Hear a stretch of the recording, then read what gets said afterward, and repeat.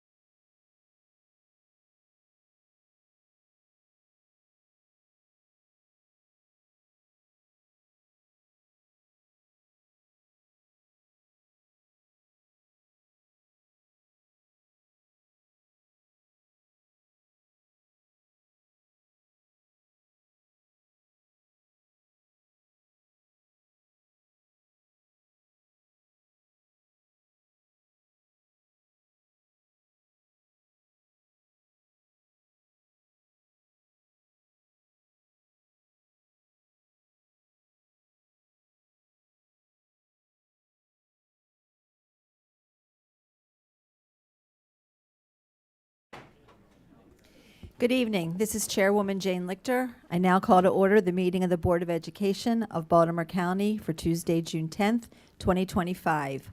I invite you to recite the Pledge of Allegiance to the flag to be led by Ms. Chica Kalu. We will then have a moment of silence in recognition of those who have served education in Baltimore County.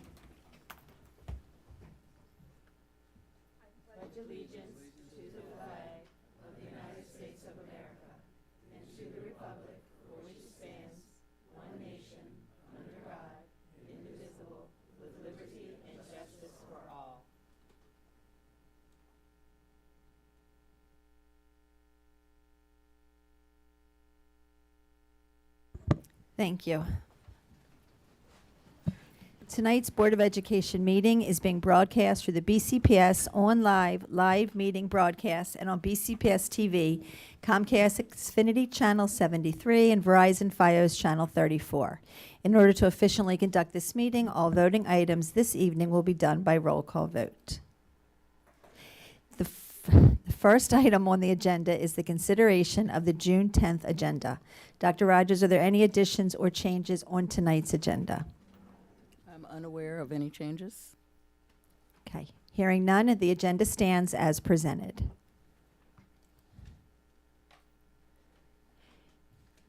Next on the agenda is a special order of business recognizing our student member of the board, Ms. Ungaba Chikakalu. Miss Chikakalu, Ungoma Chikakalu. Ugoma Chikakalu. At this time, could Ms. Chikakalu join Dr. Rogers and me at the front of the dais?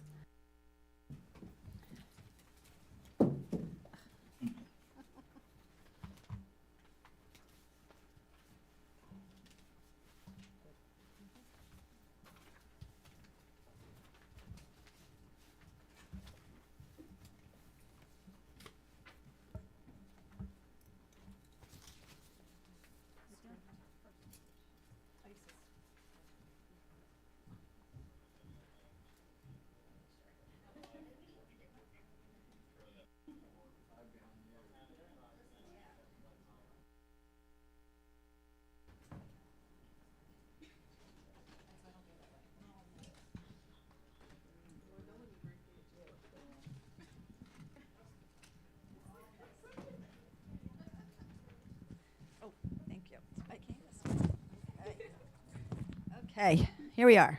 The following resolution is being presented by the Board of Education, and it reads,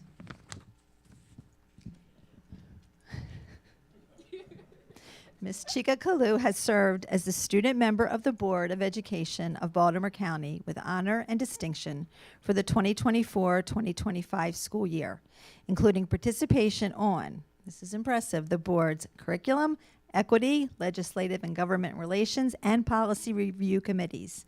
And Ms. Chika Kalu's student advocacy journey began in the Western School of Technology and Environmental Sciences African Student Association, where she served as vice president and collaborated with the peers to support cultural awareness initiatives, and further demonstrated her commitment to student voice as a member of the Baltimore County Student Council's student member of the Board Outreach Committee. And she has sought to provide clarity to students on grading and reporting and to demystify board processes and policies through her social media outreach. And whereas Ms. Chika Kalu has initiated Leading Lights of BCPS, a platform designed to spotlight and celebrate student leaders from across BCPS, thereby fostering a culture of recognition and inspiration among her peers. And whereas Ms. Chika Kalu extended her commitment to student advocacy on a national level by serving as the policy director for the National Student Member of the Board Association, where she collaborated with student leaders from across the country to develop and promote student-centered education policy and enhance leadership development. And Ms. Chika Kalu is to be commended for bringing honor to this school system as she continues her education at Emory University to major in human health and sociology. Now, therefore, be it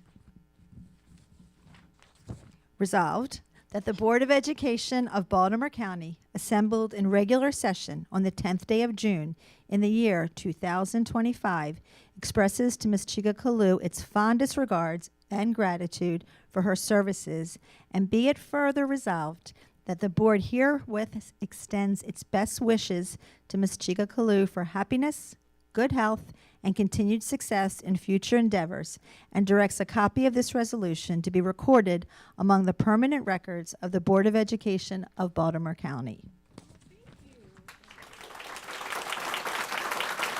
One second. Fellow board members, I move that the board accept Resolution 2025-03 in recognition of student member of the board, Ms. Chica Kalu. May I have a second? Second, Pumphrey. All in favor, say aye. Aye. Aye. The motion has passed. Congratulations, and thank you for everything you've done with us this year.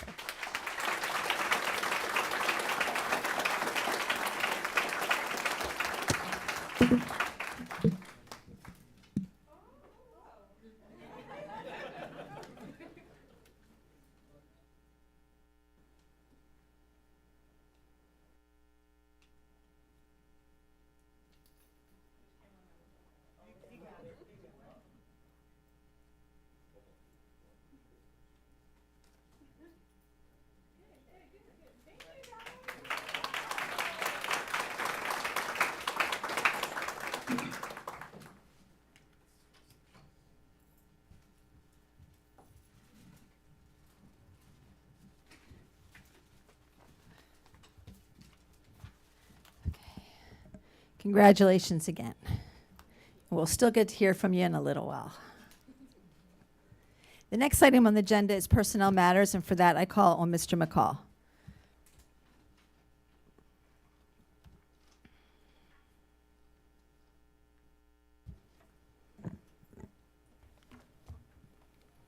Good evening. Good evening, Chair Lichter, Vice Chair Harvey, Superintendent Dr. Rogers, and members of the board. I'd like the board's consent for the following personnel matters this evening. Tonight we have retirements, resignations, leaves, Central Area Education Advisory Council appointment. Do I have a motion to approve the personnel matters as presented in Exhibits E1 through E4? So moved, Stoleski. Thank you. Do I have a second? Second, Young. Thank you. Any discussion? May I have a roll call vote, please? Mr. McMillian? Yes. Ms. Pumphrey? Yes. Mr. Young? Yes. Ms. Dominowski? Yes. Ms. Henn? Yes. Ms. Frempong? Yes. Ms. Booker Dwyer? Yes. Ms. Harvey? Yes. Ms. Chica Kalu? Yes. Ms. Dulesky? Yes. Ms. Lichter? Yes. Thank you. Thank you. Thank you. Thank you.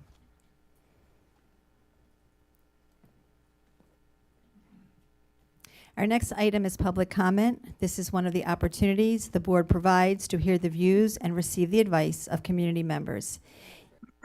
Oh, I'm sorry. Went one too far. The next item on the agenda is administrative appointments, and for that I call on Dr. Rogers. Thank you. Good evening, Madam Chair Lichter, Vice Chair Harvey, and members of the board. I am bringing forward the following administrative appointments for your approval. Executive Director, Fiscal Services, Department of Fiscal Services, Principal, Lock Raven High School, Principal, Oakley Elementary School, Specialist, Secondary Mathematics, Senior Operations Supervisor, Office of Facility Support Services. Thank you. Do I have a motion to approve the personnel matters as presented in Exhibit F1? So moved, Harvey. Do I have a second? Second, Chica Kalu. Thank you. Any discussion? May I have a roll call vote, please? Mr. McMillian? Yes. Ms. Pumphrey? Yes. Mr. Young? Yes. Ms. Dominowski? Yes. Ms. Henn? Yes. Ms. Frempong? Yes. Ms. Booker Dwyer? Yes. Ms. Harvey? Yes. Ms. Chica Kalu? Yes. Ms. Dulesky? Yes. Ms. Lichter? Yes. Thank you. Thank you. Dr. Rogers. Thank you. Our first appointment this evening is Jennifer Martinez. Please stand to be recognized. Jennifer Martinez is attending this evening with her husband, Juan Martinez, and is being appointed as the principal at Lock Raven High School. With 26 years of BCPS experience, Jennifer's previous experiences include home economics teacher at Middle River Middle School, health education teacher at Lansdowne High School, physical education teacher at Western School of Technology, and assistant principal at Western School of Technology and Lock Raven High School. Congratulations to you.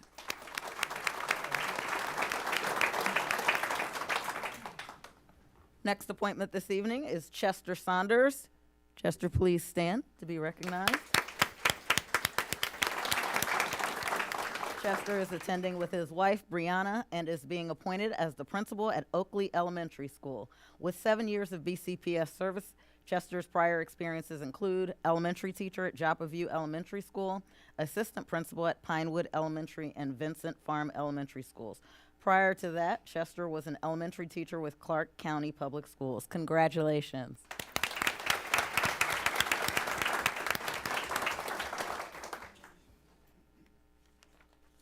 Next appointment this evening is Matthew Stemple. Matthew will not be attending this evening. However, he is being appointed as the Senior Operations Supervisor, Contract Maintenance in the Office of Facility Support Services. With 1 year of BCPS experience, he previously served as the Senior Facility Inspector in the Office of Facilities Support Services. Prior to that, he served in the private sector, including the Maryland Army National Guard, the United Dominion Realty Trust, and Hartford Community College. Congratulations to Matthew Stemple.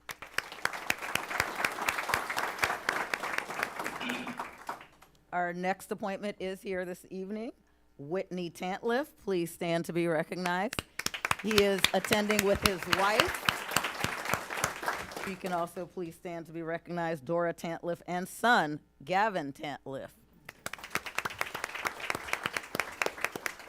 Whit is being appointed as the Executive Director, Fiscal Services in the Department of Fiscal Services. With 10 years of BCPS experience, his prior experiences include Director of Budget and Reporting in the Office of Budget and Reporting. Prior to that, he served as Operations Department Head in the United States Navy. Thank you for your service. Procurement Specialist, Director of Sales Finance, and Budget Director in Baltimore City Public Schools, and Director of Finance with Maryland Transit Administration and Baltimore City Health Department.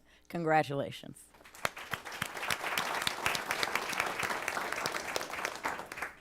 Final appointment for the evening is Allison Zane. Allison Zane is attending with her husband, Charles Zane, and is being appointed as the specialist in secondary mathematics in the Office of Mathematics. With 22 years of experience, Allison's prior experience includes math teacher at Hereford High School and staff development teacher at 5th District Elementary and Hereford High School. Congratulations.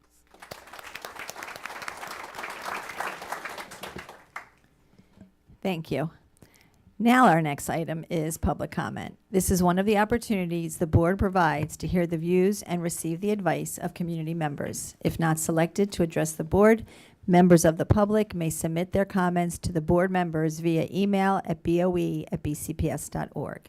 The Baltimore County Police Department's Homeland Security Unit and Office of School Safety has recommended safety and security protocols, which are posted in the boardroom and available in board docs and on the board's participation by the public website.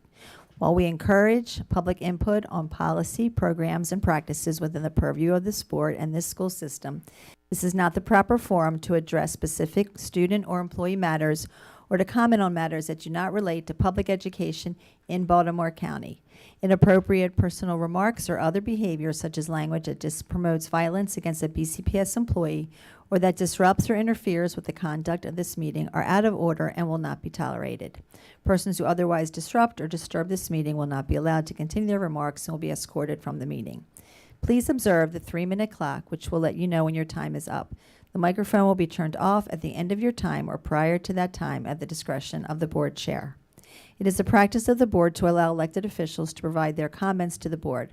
First to speak is Delegate McCaskill, who I believe is virtual. Okay. Good evening. Can you all hear me? Yes, good evening, Delegate.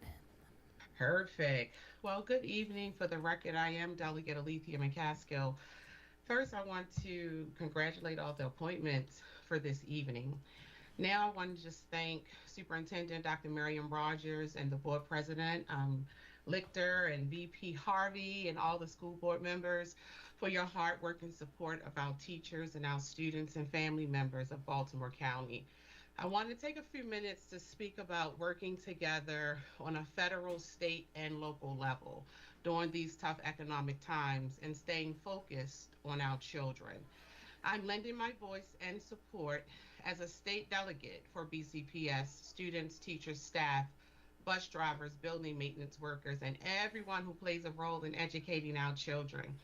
I just completed a legislative session that was one of the most challenging sessions I have had since I've been a part of the MGA. This fiscal reality of Maryland State that we're facing, along with federal cuts that has negatively impacted everyone across this nation, has been extremely difficult. In the state legislature, we faced $3 billion deficits that required extremely tough decisions to be made to balance our state budget, which is a mandate from our state charter. Coupling with the federal cut local counties challenging revenue forecasts and budget shortfalls created a perfect budgetary and fiscal storm that we have all inherited. We are in an uncharted water territory and must remain steadfast, united, and focused on our fiduciary responsibilities as fiscal stewards of our children and families. These unprecedented and challenging times require all of us to work collaboratively, be creative in seeking common ground on which we all stand for. Now, as a state legislator and a partner with you all, I want to encourage everyone to keep in mind the main thing, that this is all about educating our students and providing a 21st century learning environment that is second to none. Remember, our academic excellence is our North Star. We definitely have unprecedented fiscal and budgetary challenges that we must all face head on now in this time as we're looking at everything through both lenses and make our decisions based on students, staff, and families. Please keep in mind that BCPS does not generate its own funds. Some of the sentiments that I've been hearing as a legislator is not being directed to the correct entity, and we cannot afford to cut jobs in the classrooms. Dr. Rogers and school board members continue to build and renovate new schools, continue to oversee the operations and policies that guide our school system, and continue to work with all stakeholders during our very difficult times. Our academics are trending in the right direction. I'm so excited to hear. And this is after years of decline. Now is not time to pull back, but it's time to lean in and build on our academic access. So with the hard work and dedication of our amazing teachers, principals, cafeteria workers, staff, PBWs, psychologists, SROs, and I know I'm forgetting someone, and all the many dedicated workers who deserve to be recognized, I just want to let you know that I salute you. So let's continue to work together to attain the ultimate goal, which is ensuring every child, regardless of zip code, receives a world-class education. And I pledge to you on the state side to continue to work collaboratively with all our colleagues to ensure adequate funding for the blueprint that remains intact and that we get through this troubled waters together in which difficult decisions will have to be made. So in closing, I just want to say thank you for the opportunity. And I thank each and every one of you for your awesome job and your dedication to support our students and our families of BCPS. Thank you very much for your comments. Absolutely. Our next elected official who is in the audience is Delegate Pasteur.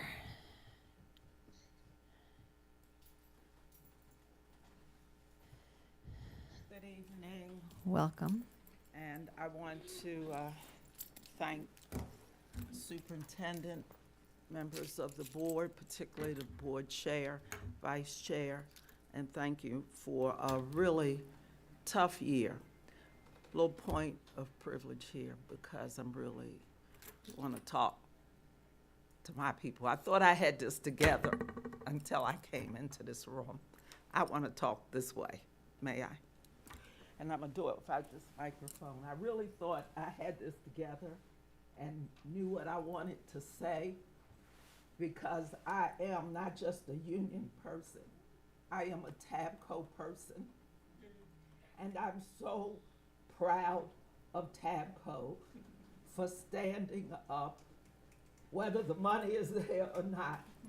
You didn't fold. You've been right out here to fight for your jobs and fight for our children, because we can't give our best to our children without being treated as if we are the professionals that we are. So I come here with a real strange heart tonight, because I am a fighter and I believe in saying what needs to be said. But I have to agree in one thing that Delegate McCaskill said, and that is that fight needs to go to the courthouse. They need to hear from the county executive's office that they can't lock off money, that they can't say we're putting it here, wherever here is, and whatever here is supposed to do, without letting us, and I say us, know where that money is going.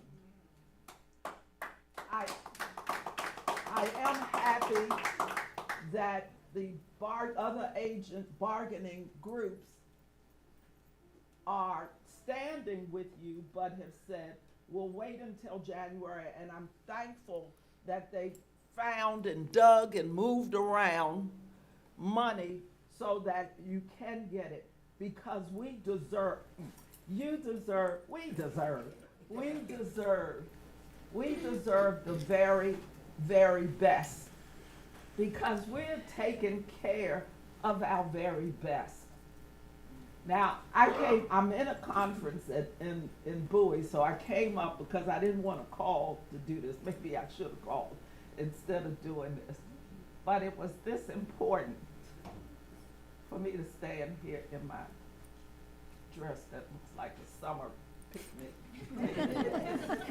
Like Ozzie and Harriet or somebody. But it was that important to come up and look at you and say, thank you for the willingness to fight, but don't let the fight stop here. That fight has to be told, not just in this part, but in Annapolis, to come to us and make sure we understand what our responsibilities are, not just for Baltimore County, but for all LEAs in this state. We cannot continue to treat our educators and the bus drivers and the cafeteria folks and all of the people who support us, our parents, just like we're throwaway. But guess what? It is an election year. And everybody's gonna want that apple. I'm not gonna lie, I want that apple. They're gonna all want that apple, and they will not tell the truth. They will play games to get that apple. And when it's all said and done, we won't hear about education again until the next election cycle. And I get accused all the time of just talking about education. But if we don't take care of our systems and our children, then nothing that we do in Annapolis or DC will ever make a difference, because we will be raising a bunch of miscreants, people who don't understand the importance of democracy, who don't understand the importance of education. So I'm asking you, yes, to know that this board has worked to try to find that money. And they put the money down. Nobody would make a promise just so they knew it was going to be pulled back. We didn't know until late that we were gonna have a state mess fiscally. And so we have moved things around and probably gonna have to go into special session, because every time the federal government makes a change, we have to make a change, because the law says our budget must be balanced. That's the law. okay? And so I see it, I got it. And I understand what you're saying. And that's why I'm saying, don't just take your argument here. Take it and ask the question, where is that pot of county money? Tell us, elaborate, explain, where is the money? Because you do deserve it. And at this point, I'm probably babbling, and so I'm gonna stop. But I want you to know that I came up this highway in that awful traffic because I believe in TABCO. I believe in Baltimore County Public Schools. And I believe that they want to give you what you deserve. And if there's anything I can do, like Delegate McCaskill said, in the state, you've got to let us know. And when you come down, and if I'm not there, don't give up. Whoever it was I said it to, I don't know. I said, you don't need an appointment. I'm your person. You don't need an appointment. You come down, and if I'm on the floor, you tell my chief of staff, and I'll happily come off the floor so we can have a conversation. But use your representatives, please, and continue to fight the good fight for our children. And we congratulations. So I'm finished babbling, so I'm gonna take my tablecloth and go. Thank you. Thank you, Delegate Pastor. Next are our school system affiliated groups to speak. And our first speaker is Gray Favor from the Newtown High School Secondary School Administrators, or Favor Gray. Oh, I'm sorry, Favor Gray. Hello. From Newtown High. Good evening, everybody. My name is Favor Gray, and I'm a recent graduate of Newtown High School. Today,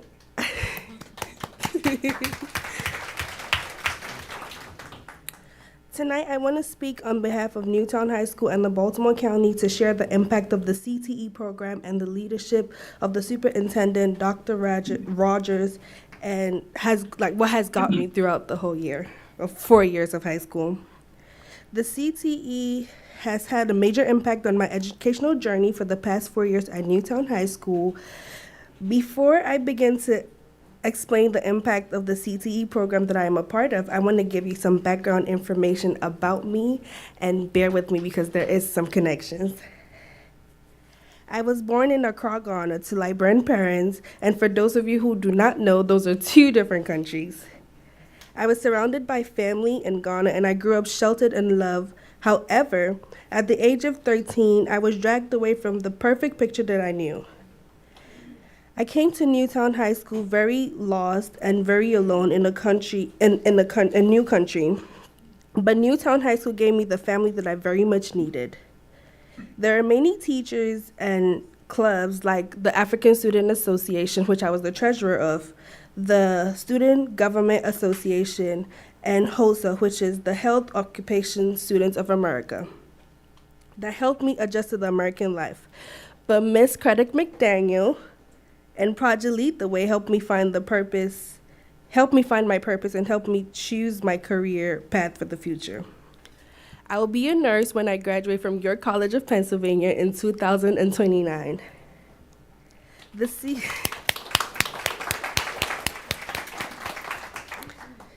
CTE program, which is PLTW, Biomedical Engineering, has taught me so many skills that are necessary for me to enter the medical field. And here I'm gonna list my 3 favorite skills. I know how to stop the bleed, I know how to label the human body parts, and I know how to suture. Last year, there was an accident on 695 where the driver collided with a deer. The passenger in the most freakish accident was punctured in her stomach by the deer's antlers. Many cars drove by, but my aunt and I pulled over. Everyone was trying to help her, but I remembered from my PLTW class that keeping the patient awake is important. So that's what I told them to do until the EMT arrived. Even though that had nothing to do with stopping the bleed, I was still able to make sure the victim was awake. Have I actually learned how to stop the bleed? Yes. If I was ever in a situation where I was camping or where there was a kitchen accident, I know how to stop the bleed. Oh. That's the end of the 3 minutes. Thank you so much for your comments, and good luck. Our next speaker is Dr. Kathleen Setzer, representing the Secondary School Administrators Association. Good evening. Good evening, Superintendent Rogers, Board Chair Lichter, and the other board members. As stated, I'm Dr. Kathleen Setzer, and I'm the outgoing president of Secondary School Administrators Association, better known as SSAA. Tonight, I speak with a heart filled with both gratitude and hope. We are truly thankful that a majority of negotiations have come to a close and an agreement has been reached. While this process has not been easy, it has reminded us of a truth we hold dear. Our educators are the heartbeat of our school system. Their resilience, their professionalism, and their unwavering commitment to students, even in moments of uncertainty, have carried us forward. To every teacher, staff member, and administrator who remains focused on what matters most, our students, we see you and we thank you. Your dedication inspires us all. But this moment is the beginning. Now more than ever, our children need to feel that to know that we are uncompromisingly committed to their academic achievement. They need to see adults in their lives choosing collaboration, hope, and courage. Let this be a moment where we as a community move forward together with empathy, with strength, and with a shared sense of purpose. Let us recommit ourselves to doing what's best for kids, not because it's easy, but because it's necessary. We owe them action, integrity, and unity because our students are not just our future, they are our present and they are watching. Let us show them what it looks like when adults work together and choose what's best for children. Thank you for your attention. Thank you. Our next speaker is Edwin Perez.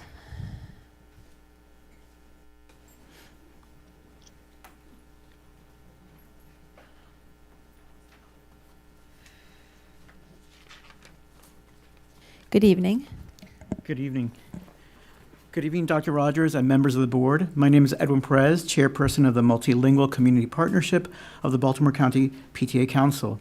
I'm here to address the safety and well-being of all our students this summer, especially our immigrant students and those from mixed status families. Summer for some students brings unique risks. When schools close, the safe environment they offer changes, leaving certain students vulnerable.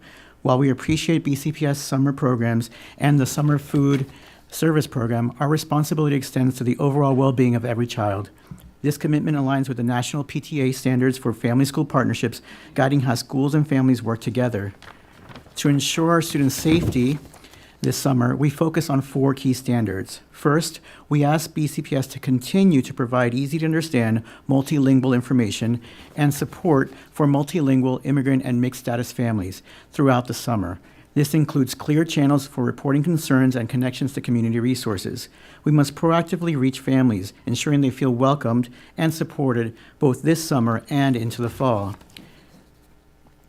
To ensure our students' safety, sorry, right the wrong page. Second, we urge BCPS to continue actively partner with community organizations to create safe, supervised, culturally sensitive summer programs. These intentional partnerships will offer unique support, fostering healthy development and a sense of belonging, and helping to build vital trust within our communities. Third, we ask for thorough culturally competent training for all BCPS summer staff. This training will equip them to recognize the stress, understand family challenges, and connect students to support.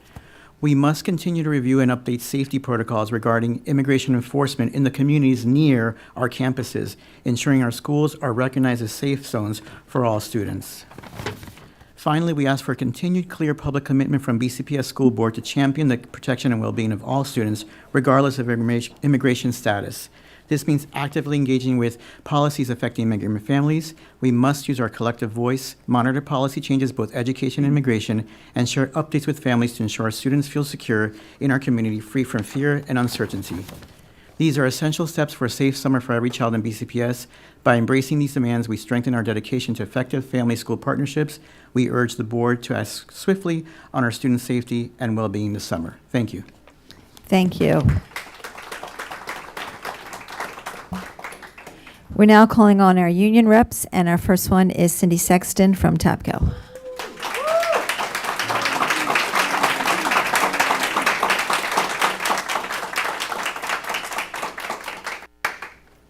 Good evening. Good evening, and thank you for the opportunity to speak tonight. These are certainly not the remarks I wanted to be bringing at my last Board of Ed meeting as TAPCO president. None of us wanted to be here fighting for our negotiated agreement. We all thought this was something we wouldn't have to do for, well, at least 3 years, and yet here we are. And I won't go into yet again the historical, highly touted, press-laden details which glorified the agreement and how I've spoken ad nauseum to the county council, county executive staff, and BCPS leadership about finding money to fund the compensation that was agreed to in our contract. But I haven't spoken about the role of the school board in this. In a recent retreat with the TABCO board, we were reminded of and trained by legal counsel on the fiduciary duties of any board member. And we were reminded that a failure of any organization is ultimately a failure of the board, not the president, not the superintendent, but the board itself. Board members, you must answer for the success or failure of our students, for retaining educators for our students, and yes, for adopting and approving budgets, negotiated agreements, contracts, and more that directly and indirectly affect our students, and by extension, our communities, and indeed, even the future of our society. Through the policies you adopt and implement and the decisions you make, school board members are ultimately responsible for the success or failure of local public education and all the activities in which those students participate. Your playing small does not serve the world. Your fiduciary duty of care requires you to act with diligence and prudence in managing the assets of BCPS, ensuring that the system is properly maintained and managed to avoid situations that could lead to financial or operation difficulties. And here we are in the midst of both. The financial accountability of your organization is one of your main responsibilities. That means when presented with a budget of almost $3 billion, you ask questions. We know some board members did ask questions, and we thank you for that. How else are you supposed to know? We would never want our students to be presented with a task or lesson and not ask questions. Were questions asked when you were shown the 3-year agreement? What about how it would be funded? People are losing money in the reallocations of positions, not to mention the stress and chaos that these moves are causing. Positions are eliminated, reduced, placements rescinded. What is happening is not okay, and we're all feeling that now. Have you questioned what is happening? Can you look at yourself in the mirror, or better yet, can you look at the students you are here to serve and say you have done your due diligence? I looked up due diligence. It's an actual legal requirement. Our students deserve your due diligence, and some of you have not exhibited that. Do better for our students. As ever, our kids can't wait. Thank you.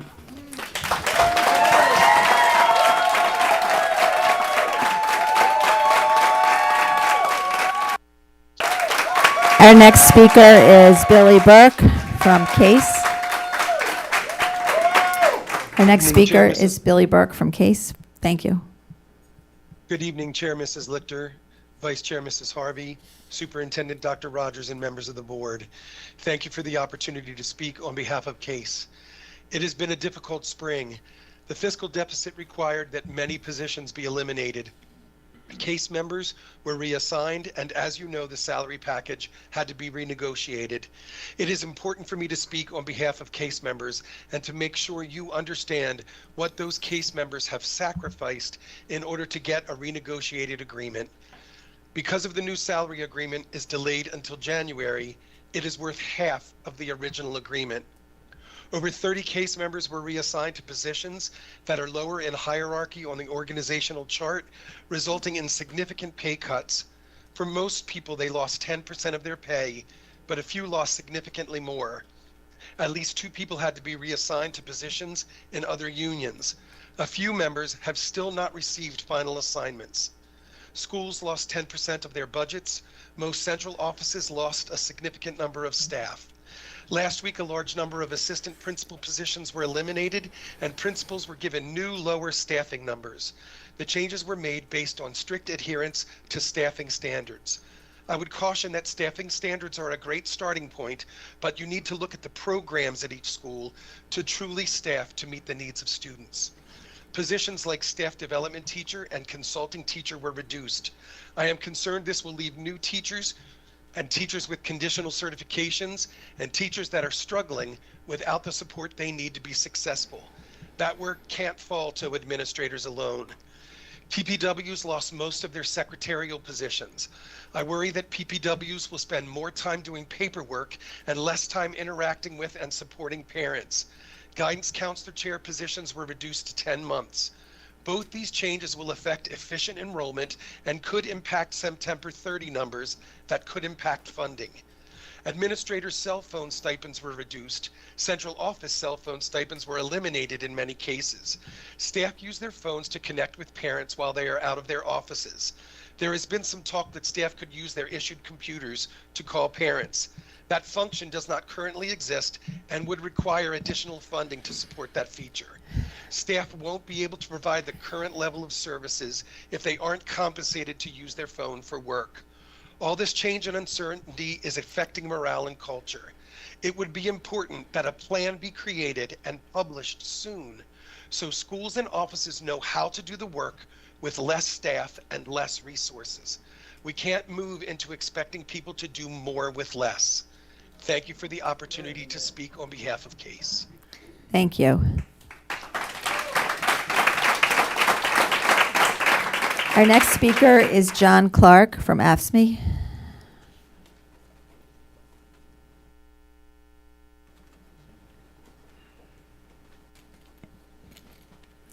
Good evening. Good evening, Chairman Lichter, Vice Chair Harvey, and Superintendent Rogers, and members of the board. As you know, my name is John Clark. I'm a bus driver at the Windsor Mill lot and the Vice President of AFSCME Local 434, which represents nearly 3,000 workers in transportation, food and nutrition, facilities, grounds, and building services. I'm here tonight on behalf of Local 434 President Brian Epps, who regrettably could not be here this evening. The membership of AFSCME Local 434 has voted in support of Dr. Rogers and the board's efforts for coming together with our union to navigate the challenging budgetary issues we are facing. Both the union and the management understand the uncharted waters we find ourselves in. I commend the board for working together to ensure our fiscal responsibility to our community while honoring the hard work of our members and doing so without any furloughs or layoffs. While sacrifices were made on both sides, the willingness of all parties to work together to find solutions to our collective challenges is the kind of cooperation we all want to demonstrate to our students and to our community. Thank you. Thank you. Our next category is nonprofit community groups, and our first speaker is Marietta English.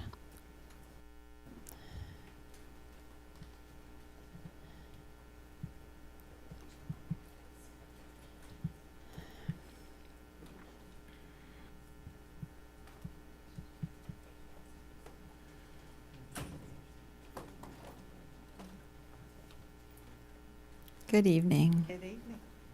I should have worn my ring. Yeah. Good evening, President Lichter, Vice Chair Harvey, school board members, and Dr. Rogers. My name is Marietta English, and I'm chair of the AXO program and education chair for the Baltimore County branch of the NAACP. I am honored to address you today, Listening to the other and I board would like to speakers. express my gratitude for the opportunity to speak to you. Congratulations to all the high school graduates. First and foremost, I want to commend the school board and Dr. Rogers for your unwavering dedication to supporting the negotiated contracts with the educational staff. Despite the challenging posed by funding from the local government, your commitment to ensuring the best possible outcomes for our student and staff is truly commendable. Thank you for your hard work and perseverance. The NAACP is committed to working collaboratively with the school board and the educational staff to ensure the success of our students. We offer our full support and are eager to partner with you in addressing any challenges that may arise. Together, we can create a positive and enriching environment for all students. We are excited about our upcoming trip to Charlotte in July, and we look forward to your continued support from BCPS. This trip will provide valuable opportunities for our students to learn, grow, and become leaders. We appreciate your ongoing commitment to their development. We're taking 8 gold medal winners, and we hope to bring home that many gold medals. I invite you to participate in our golf tournament, which will serve as our fundraiser, and it will be held on July 2nd at Diamond Ridge Golf Course in Woodlawn. This event will also showcase the incredible work of our students, and you will witness their talent firsthand. Thank you for your time and continued support. Together, we can create a positive and enriching environment for our students. Thank you. And I have flyers for our golf tournament, so I'll leave them over here, and you can certainly get one. Thank you. Thank you. Our next speaker is Tamara Combs from the Baltimore County Alumni Chapter of Delta Sigma Theta Sorority.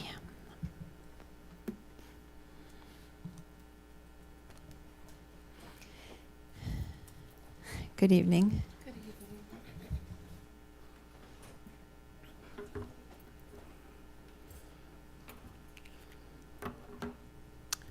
Good evening. Good evening. Good evening, distinguished board members.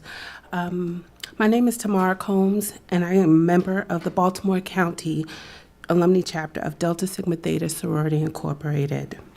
I currently serve as the chair of the Botillion Cotillion program, which supports students within the Baltimore County public school system.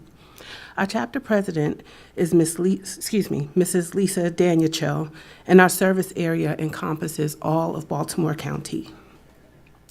BCAC is proud to host youth center programs that provide meaningful engagement and develop opportunities for BCPS students. As a longstanding community partner with Baltimore County Public Schools, we are deeply committed to the academic, personal, and social growth of youth. For the past 33 years, we have offered the Botillion Cotillion program to students in Baltimore County. Last year, more than 40 students from various BCPS high schools participated. The program is open to high school juniors, seniors, and college freshmen, and is designated to promote leadership, communication, cultural awareness, and community service. Through a series of workshops and activities, participants gain essential life skills and develop the confidence necessary to become effective leaders in the community and beyond. This program concludes with a formal ball celebrating the accomplishments and growth of each participant. We will be hosting an information session for students and families on Thursday, June 26, 2025, from 6 p.m. to 7:30 p.m. at the Randallstown Community Center in Randallstown, Maryland. For more information, please contact us at our email address, bcacboco, BEAUCO, @gmail.com. And additionally, we'd like to extend our sincerest thanks to Dr. Rogers for your leadership and for recognizing the importance of youth programming in Baltimore County. Thank you. And I do have a flyer for the event. Thank you. Our next speaker is Lynn Lawings from the Baltimore County Continental Societies.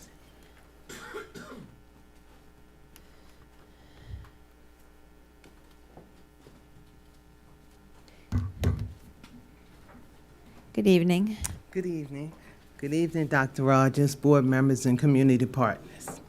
I speak only not as a proud member of Baltimore County Continental Societies, where I'm an outgoing president. Now I've been been appointed as the public relations officer. but as someone who deeply believes in the power of education to change lives. I come to you with a full heart because what's at stake here is not politics, not policy, but our children. Every child, no matter where they live, how much their family earns, or what challenges they face, deserve to access to a high-quality education. They deserve to walk into classrooms inspired and supported. And more importantly, our educators deserve the resources, the respect, the recognition to continue doing the sacred work of shaping young minds. These are not easy times. We are facing tough economic realities, shifting priorities and serious funding challenges. Let's stay focused. Let's stay grounded in love. Let's stay guided by the purposes and focus on what truly matters, our children and educators who teach them. So I say tonight, please, let's think about the children, because everyone in here, it takes a village, and we all have careers that we've stood on somebody's back to get here. So we like to continue that with the children of today. They are lost. They are looking for love. They are looking for opportunities, and they need our voice. They need us to stand up and put aside whatever it is that we need to do to make sure that the education that we've had for years and years and years, from reading books to telethons to readathons, we need that back. We have to educate our children to make it in the world. So I say tonight, it takes a village, and it takes all of us to sit back and think about when we were young.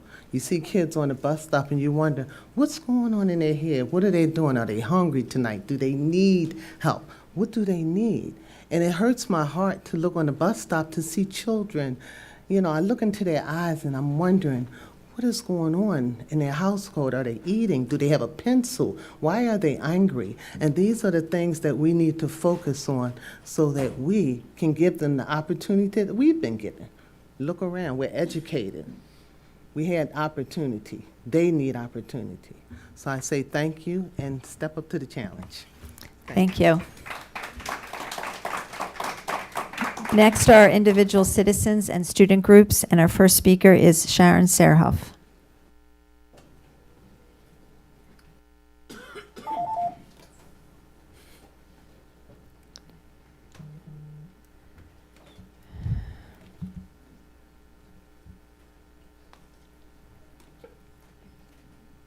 Good evening, Baltimore County Public Schools and Board. For those who don't know me, I'm Sharon Serhoff. I'm a parent advocate for special education. I'm also a person with a disability. We are celebrating graduations right now amidst a climate of the people back there who are my colleagues, because I was once a teacher, are being told that their raises don't count. They're being told that their service isn't valued because we're renegotiating a contract. But that's not why I'm here today. I'm here today because I don't think people are listening. We have students who are graduating who are 3 and 4 grades below where they're supposed to be. I sat in a meeting yesterday for a student who's going into high school who's functioning on a 3rd grade level. I've mentioned this before, but that's okay. Think about that. Was that what you want for your child? I don't think any of the teachers behind me want that for their children or for the students in their classroom. And I certainly fought very hard to make sure that my kids did not get that kind of an attitude. I was in a meeting yesterday where I found out that a student of mine didn't have a device for 3 months.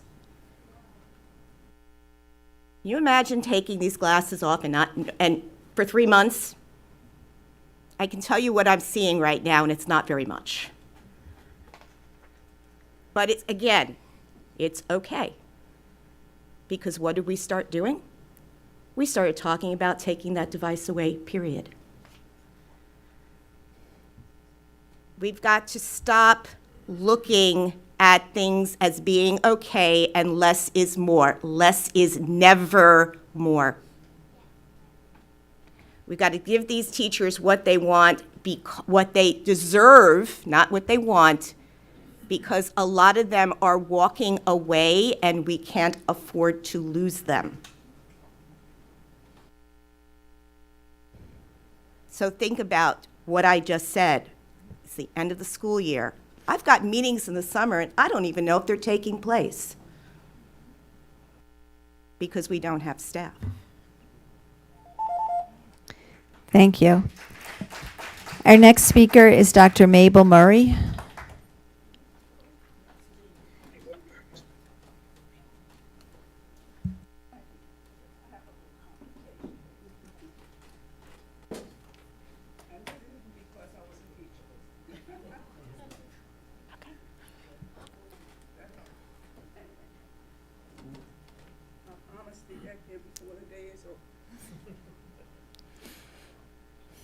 Good afternoon. Good evening. Whatever today is. I am here because I am 90 years old and I started teaching. And I started teaching in 1956. I started teaching in 1956 when they didn't have much in the schools in 1956. And they turned around and looked at us and said, we don't know how you're going to get them, but you got to teach the children. Because if you don't teach the children, why are you here? And so what we did, we took a look around the room to find out what was there. And what we found out was there was lots of things. Like air that had smoke in it, because we had a potbelly stove in the classroom that actually did turn red whenever it got hot. Oh, it was cute, but it wasn't funny. And so we turned around and said, now what can we do now? We have to depend on each other in this school to make sure that our children learn, because our children have to learn. Our children have to learn because nobody thinks they can. And every time we look at them, we know that's not true. So we went out, and every summer, we went through books like Zana Bloser and anything else that was written for children, and bought copies and brought them to school and shared them with other classroom teachers so that we had enough to do and enough work for the children to do. And we worked with them and we got them up and we made them learn and we helped them to understand.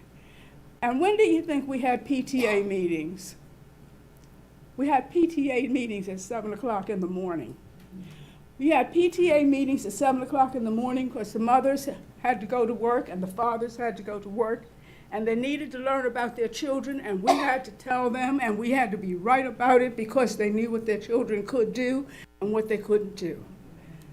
So at 7 o'clock every morning, for 35 mornings, you met with a parent, and then you doubled back and did it again. I'm not suggesting that people in here do that. We've advanced, but the more things change, the more things they remain the same. Because the same arguments and discussions we're having now are discussions about where we're going to get the funds to do the things that we need to do for the children we have to teach every day of the week. And where we get them is where we look. And sometimes we buy them, and sometimes we share them. And sometimes we listen to funny things, like the time I had a classroom, and then I'm closing. The time I had a classroom where the children were teaching, learning about old composers. And the one who was supposed to make all the remarks, can I finish? Because I can. Anyway, and the one who was to make all the remarks was absent.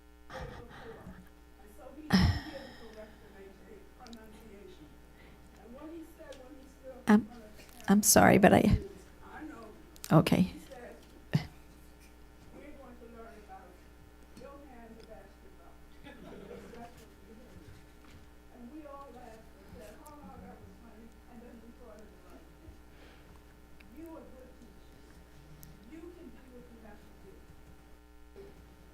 Thank you. Our next speaker is Dr. Bosch Ferone.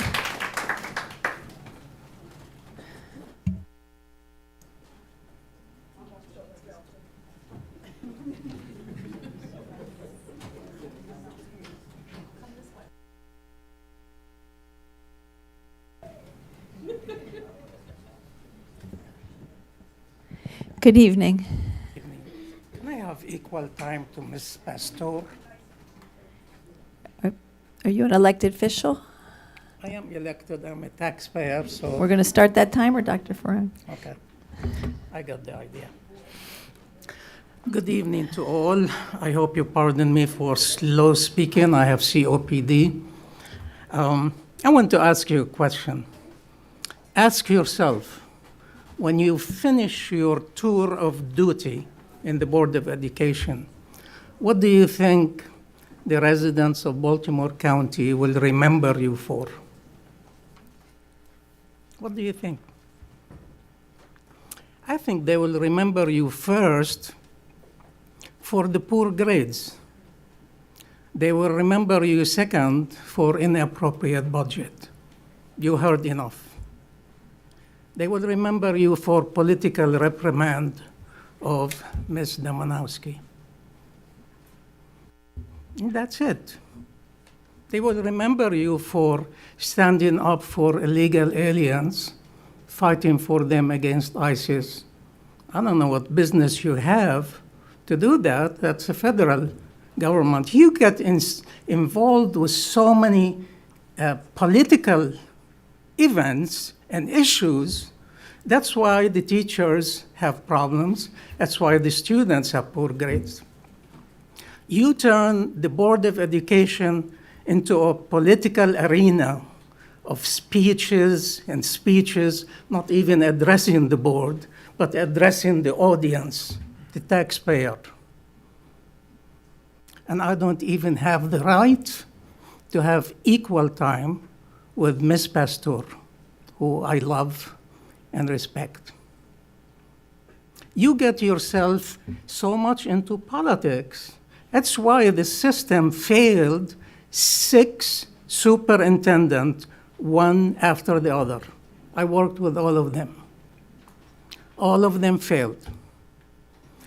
If you have a child and your physician is giving you antibiotic after antibiotic and it's failing, would you stick with that doctor?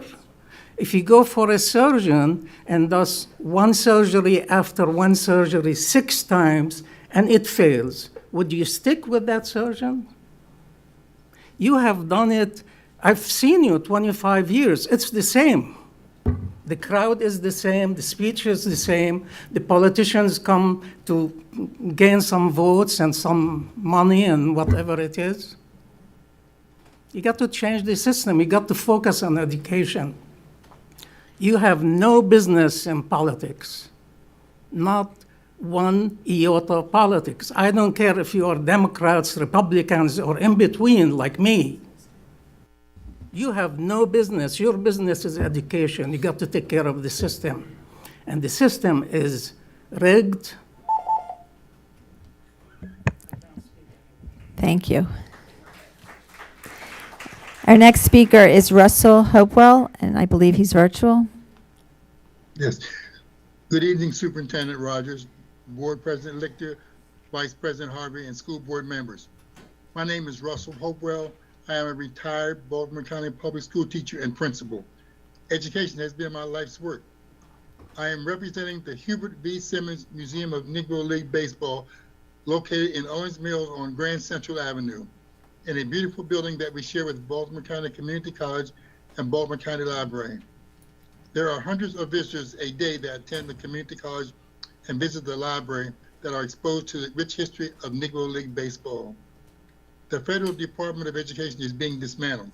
The state of Maryland has a $3 billion deficit this year, and Baltimore County government revenues were flat.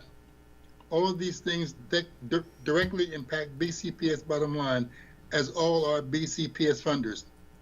We are here to show support for the school system and advocate for the whole child that first and foremost includes academic excellence, but also support for the arts, theater, music, and definitely sports.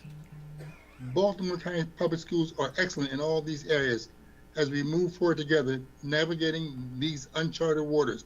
We do so with compassion, encompassing the team spirit, unified in our vision and mission to provide a high-quality, well-rounded education to all students at BCPS.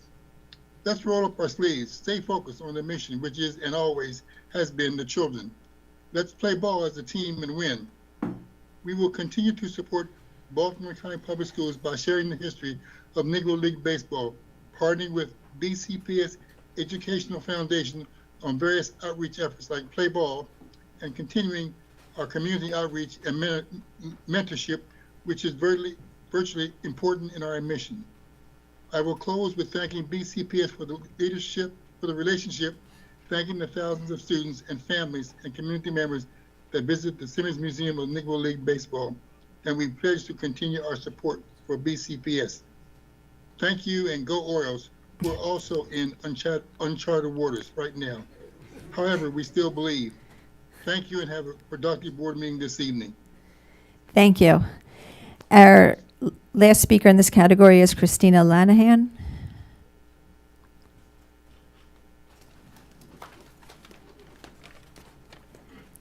Good evening.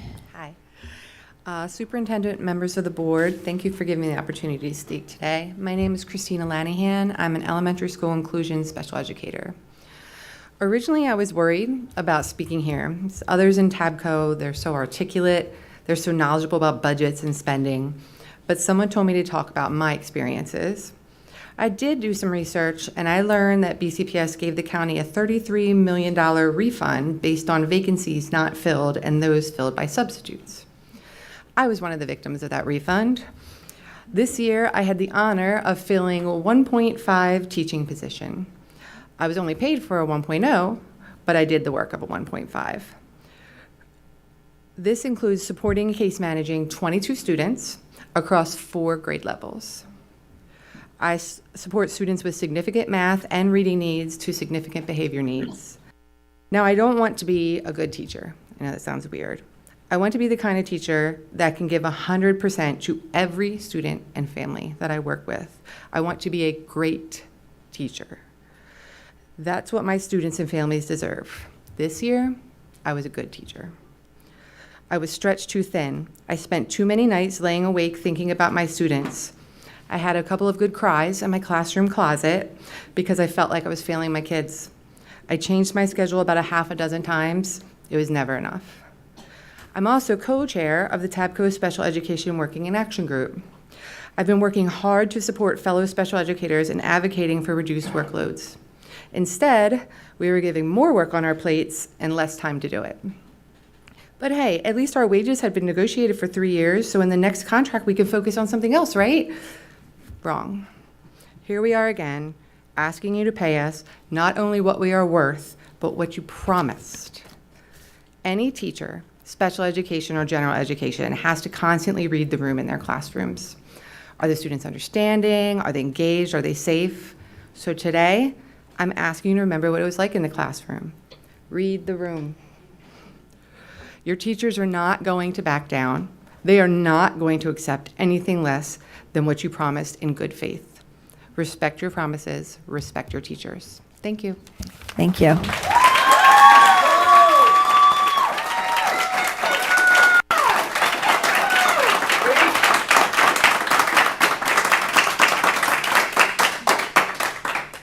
Not sure if the next speaker is still here, but it was a union person that got missed. So is Chris, I'm looking for the name. No? Okay. Somebody already said no? Okay, never, thank you. Next on the agenda are public comments on Board Policy 5440, telehealth and in-person services from external behavior and physical health providers. And our first speaker is Favor Gray. Sometimes people sign up for other things. Okay.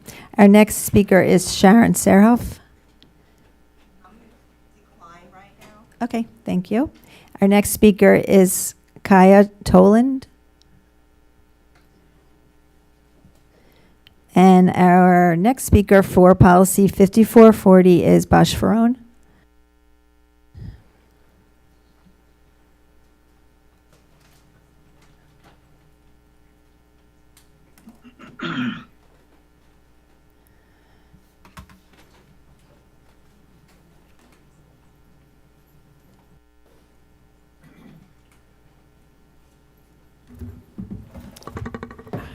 Good evening again. Good evening again. Thank you for being patient. Page 1, line 10, 11, I hope you follow me. The policy says the board is committed to supporting access to behavior and physical. I think just really supporting access is weak. I suggest that you word it in a way, it says effective supportive. You want to assert that you're looking for effectiveness. Line 20 talks about telehealth. Telehealth is a viable method. I think viable is weak. Viable is, you can have somebody in the ICU, viable breathing, but almost dead. I recommend that you would say that telehealth is an effective method for delivering certain behavior. I think we have enough proof about that. Line 30, 31 says that health providers shall be delivered by, and the words are stuck together. I think they need to be separated. Line 37, 38, also on page 1. It says, be approved by an external behavioral or physical health provider.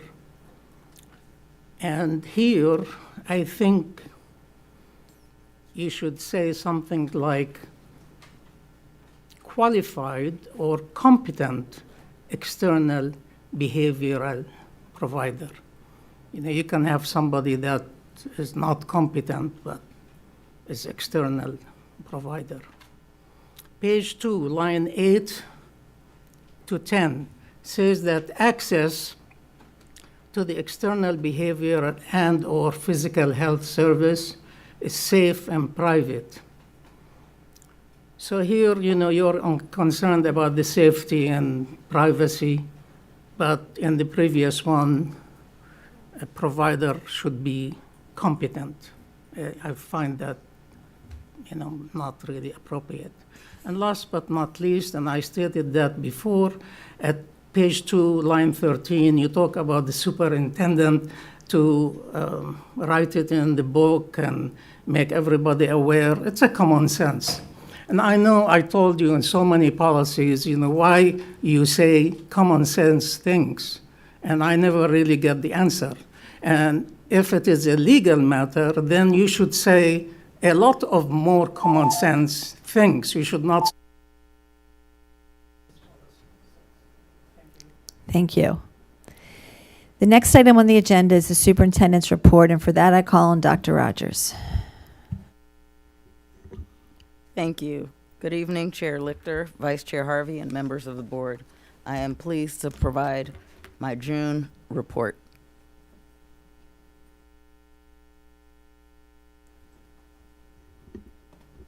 So the first thing that I want to do for the people remaining in the room is to acknowledge everyone who's here. I appreciate you being here. I appreciate your position wholeheartedly. I think everyone at this point knows that I started my career in Baltimore County Public Schools as a school teacher at Woodlawn High School. I was a member of TABCO. My commitment to you and to all of our employees is unwavering. I want to use this time to speak not only to that commitment, but to reground us in what we are all committed to, which are the 111,000 students that we serve. I am under no illusion that in order to serve those students well, we have to take care of the adults that are in the different rooms and spaces with them. And so this first slide speaks to our priorities. 2 years ago, or almost 2 years ago, not quite, we identified for the community at large 4 specific areas that we needed to focus on in order to reverse the trajectory of academic decline.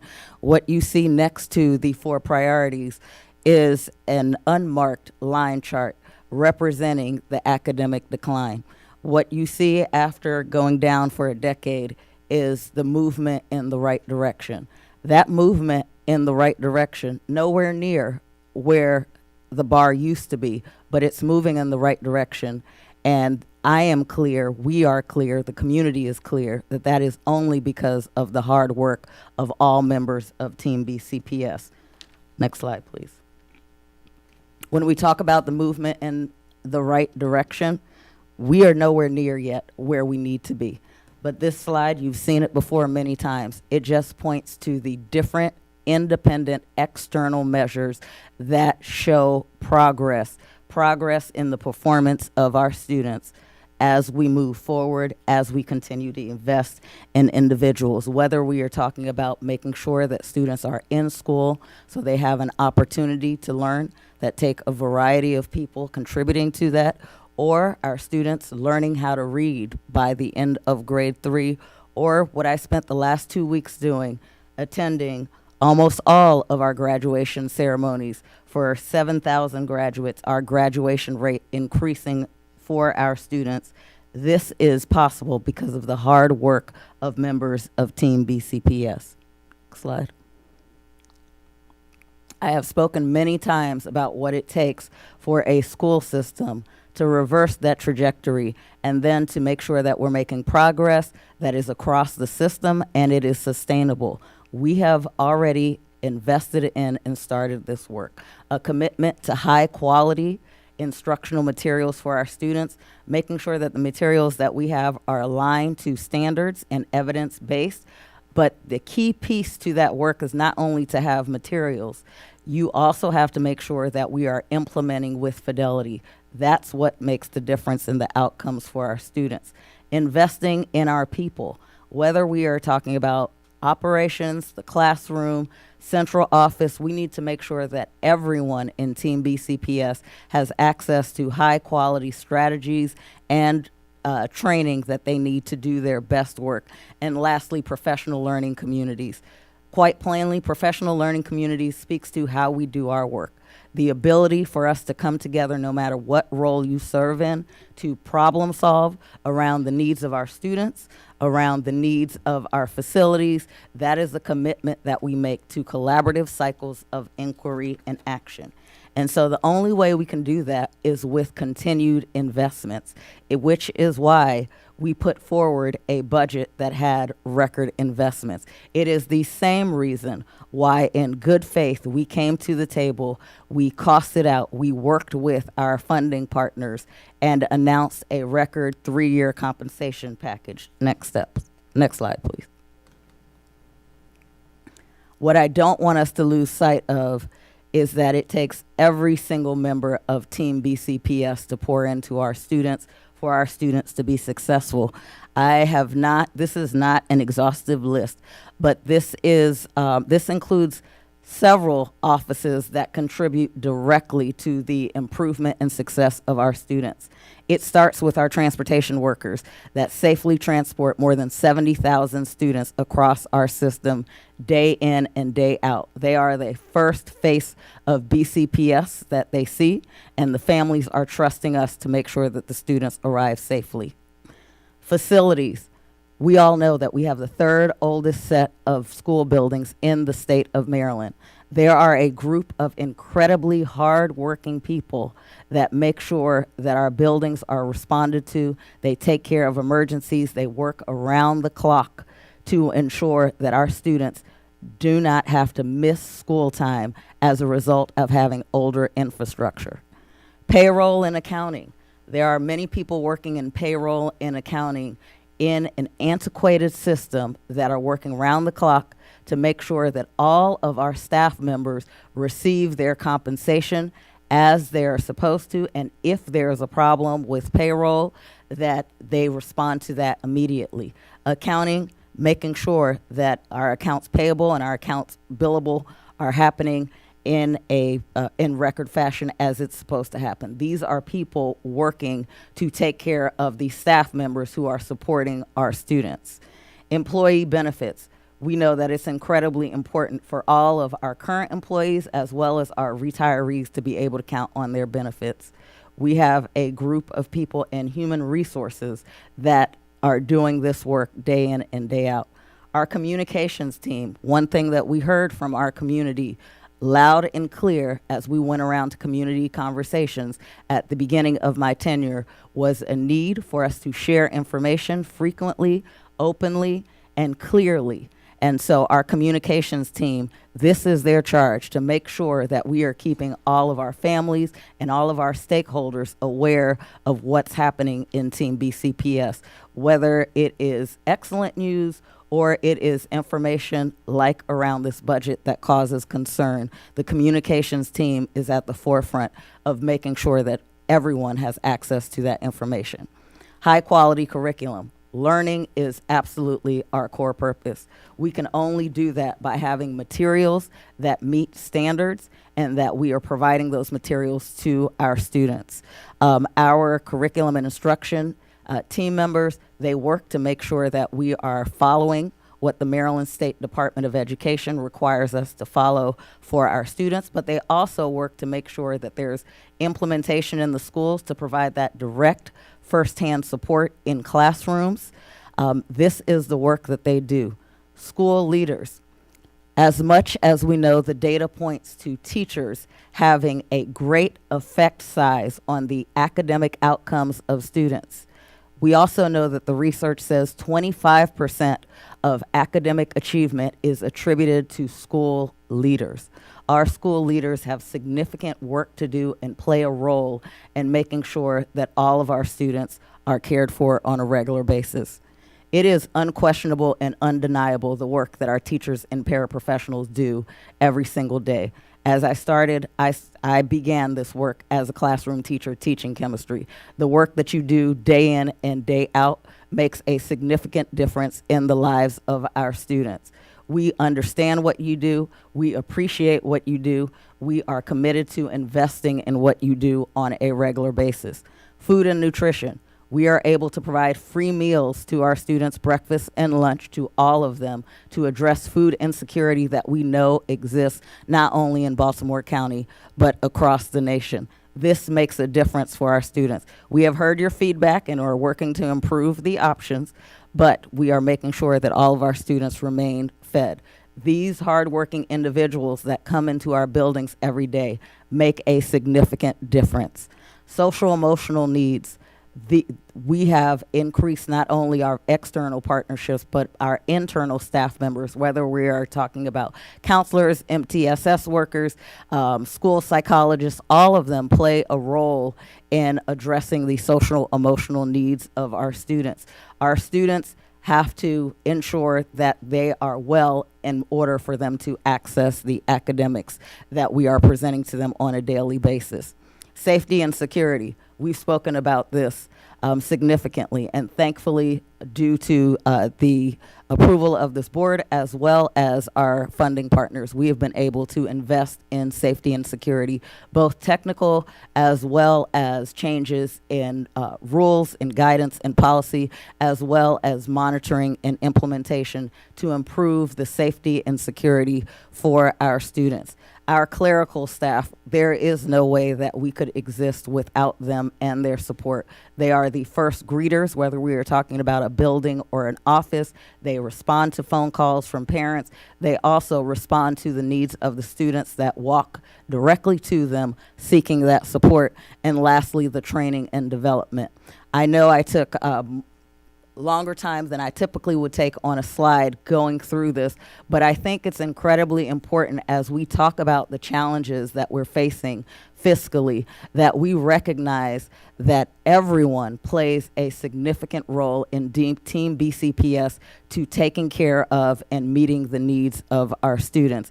And while the list was not exhaustive, I think it was important for us to speak to the impact. There is no piece on this chart that we could pull out the peg and still do right by the 111,000 students that are counting on us each and every day. Next slide, please. I also can say that in many respects, I take no issue with comments made by Mr. Burke in particular. One of the things that he highlighted was that we are moving forward in a tight fiscal time that is going to require us to do more with less. That is the reality of where we find ourselves. In a moment, we'll speak to specifically some of the changes that necessitate that. But it's important for us to remind ourselves that as soon as Baltimore County Public Schools started receiving communication that pointed to concerns around the budget, that we started sharing that with our public, with all of our stakeholders. Our budget process began in October. We involved many stakeholders. We still have all of our materials available on Budget 101. It was pointed out recently that since we've delivered the budget, we have sent no less than 20 communications about budget to members of Team BCPS. This is to demonstrate our commitment to sharing ongoing, accurate information about our current state to members of Team BCPS. It is true that there is a lot of information that is out there. Our responsibility is to make sure that we provide accurate information, that we address misinformation when it comes to our attention, and share not only the what, but our rationale around tough decisions that we have had to make.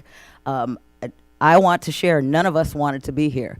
I did not want to have to talk about compensation for 3 years. I can also say that across this day, as I believe I speak wholeheartedly for every board member, there is no board member that wanted to be in this position talking about compensation this year. However, that is not the situation that we find ourselves in. We find ourselves in a position where we have to choose between several tough decisions, and I want to spend the rest of my time talking you through some of those decisions and sharing just more accurate information, not in an attempt to make everything okay, to make everyone agree with the delayed compensation, but to inform, to provide a broader understanding of how we got here and what we are trying to do as we move forward. And so this slide is one that you've seen before. When we had the January work session, I shared 2 slides. One was about the staffing allocations, and the second one was about how schools use the allocation to make decisions internally for assignments. One of the pieces of feedback that we've been hearing, and we've been hearing inquiries about, have been around new additional staffing cuts. Staffing allocations were presented in January of 2025. When we presented those allocations, we also provided this tool to all of our school leaders.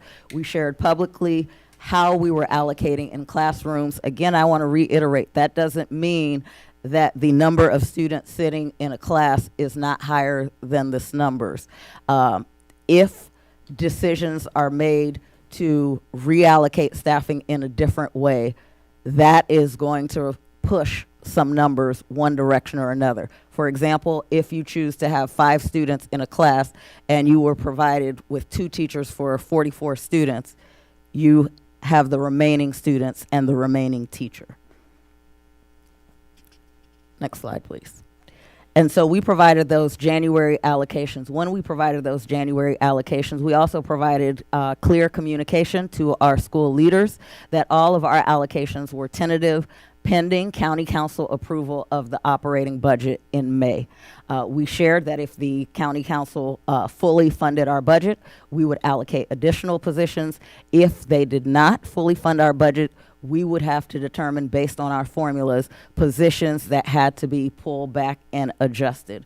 And so you are hearing that we are looking at areas where we are overstaffing. We had two decisions when the budget was not fully funded. The budget included additional decrease in positions, and so our decision was either to increase class size across the board based on enrollment, and we heard quite loud and clear from all stakeholders, and rightfully so, that we wanted to do everything to avoid increasing class sizes across the board, or the other option, which is the one that we employed, which was to eliminate overstaffing to any FY26 grant that we received, which we received the concentration of poverty grant for community schools, to offset as many positions from operating budget over to grant funding, for us to examine our vacancies, particularly any longstanding vacancies, and whether or not that it was something that needed to continue to exist, and look at non-teaching roles first before we addressed any teaching roles. And so I think it was Mr. Burke who spoke to certain positions that were reduced, or certain positions that didn't no longer exist. That is based on overstaffing, where we were in a fiscal position before that we could leave additional staffing above the ratio in places. When we receive a budget that is not fully funded, we have to maintain strict adherence to the formulas that exist. So for example, one example that we heard was loss of more than 10 teachers at a school in January. When we looked at that example, that very school lost more than 200 students due to a new school being built. And so the staffing follows the student. And that school also happened to be overstaffed this current year. And so we shared it, and I want to reiterate, the staffing follows the student. If we were to leave those 10 teachers, even though we reduced 200 students in that building, what happens to the school that is receiving the 200 students? We are not in a position where we can provide 10 additional teachers in the second school and afford to leave 10 teachers in one school where the student leaves. The one thing that the blueprint is clear about with the funding sources and the pillars that they provide is that the staffing is to follow the students. And so while that is a state mandate for blueprint funds, it is also the situation where we find ourselves in as a school system when we don't receive the amount of funding that we requested. There was also information indicating that unilateral individual decisions were made about schools. That simply is not true. It is simply inaccurate. The way that decisions were made, you see the groups that came together in a room to review school by school, to look at data, to look at requirements, to look at formulas, to make recommendations. Important to have human resources in the room so when recommendations are being made, they don't create other problems in other areas. And so this is this slide is to show the public and everyone who is here how the decisions were made. Again, none of these are decisions that we wanted to make. We have not only requested the funding that was necessary to fully fund January 14th, but I have made requests several times following that, and I do know that other members of the community have requested additional funds several times beyond the initial formal request for funding. Next slide. And so the remaining slides really walk you through our most recent communications to Team BCPS. Many are asking what has changed since we agreed to a 3-year compensation package. Fiscally, everything has changed. Everything from the federal level, where we have 1,200 of our staff members who are funded on federal grants, primarily in Title I schools as well as special education positions. Over 700 of those positions are teacher positions. We are concerned. We know that the state of Maryland is one of 18 states that is involved in a lawsuit to protect those federal funds.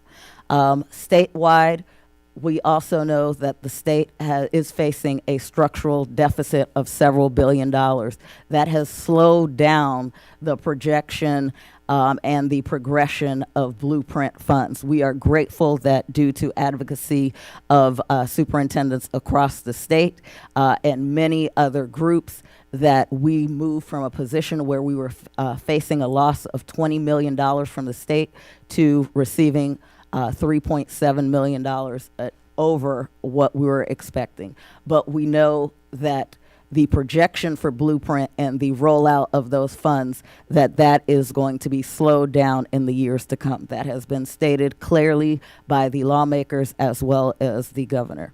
And lastly, local funds. We know that federal has an impact on state, state has an impact on local. Again, we made a request based on what we needed. The local government, county government had to make some tough decisions as well. They were unable to fully fund our request, and as a result, we received $29 million more than the previous year, which is what puts us in this position. We know that the placeholder that was available in the budget, it allowed for a 1.5% COLA. We heard loud and clear from all of our union partners, and it's important to mention that 98.5% of the employees in Baltimore County belong to a union. There is only 1.5% of our employees that are non-represented. We heard loud and clear that a step was necessary. And so we went back to do our due diligence in the budget, working with our funding partners, requesting funds that were available to us so that we could move forward to this delayed compensation package. I won't detail all the steps that were taken to address the budget shortfall, but they were provided in the infographic. They're on our website and also on this slide. What it allows us to do is, on a delayed schedule, honor the 5% increase in compensation. Again, I will not pretend that anybody wants to move forward on a delayed schedule, but there are some things that I want to make sure are very clear to all members of Team BCPS. Our priority is to protect and preserve jobs in BCPS. We can see in the news in neighboring districts across the state and outside of the state, based on these fiscal realities, that positions are being eliminated. It is important to note we have not eliminated any non-represented position in Baltimore County Public Schools. And so in order to try to protect and preserve jobs in BCPS when people are losing thousands of jobs every single day, we have moved forward with recommending a proportional impact based on earnings, that every single employee in Baltimore County Public Schools would have a delayed compensation. Instead of July 1, that we would move to January 1, 2026. The savings are realized to us as a school system solely based on the timing. It's also important to note that the majority of our employees are 10-month employees. And so being 10-month employees, 55% of the pay is after January 1. It would be 9 pay periods of delay before staff members would actualize the increase that they were planning on. Next slide, please. And so I will finish by sharing some of the FAQs that we sent out to all members of Team BCPS, again, in an effort to make sure that we are really sharing accurate information with the school system. I have addressed the July 1 date and the why. Don't some employees begin receiving raises July 1st? The answer is no. Why can't we use more of our fund balance? Want to share this. Our projected start of fund balance is $65 million for next year. The amount for unused fund balance would be $30 million. We are already planning to use $35 million of fund balance. A portion of that is for increased compensation. We started off at the budget cycle planning on $12 million of fund balance. It has been increased to $35 million. It is also important to note that there is a minimum percent of fund balance that we are to use. Our fund balance is to be used for one-time expenses and emergencies. And as I pointed to, under Maryland being part of the federal lawsuit, we have almost 1,200 positions that are grant funded. And we are hoping that that does not come in jeopardy, but when you have over 700 of those positions that are teachers working directly in classrooms with students, we need to have the emergency funding available if something happens to address that need and not let our students stay without. If the shortfall is affecting the entire state, how are some neighboring counties able to start raises in July, on July 1? Some have gone back.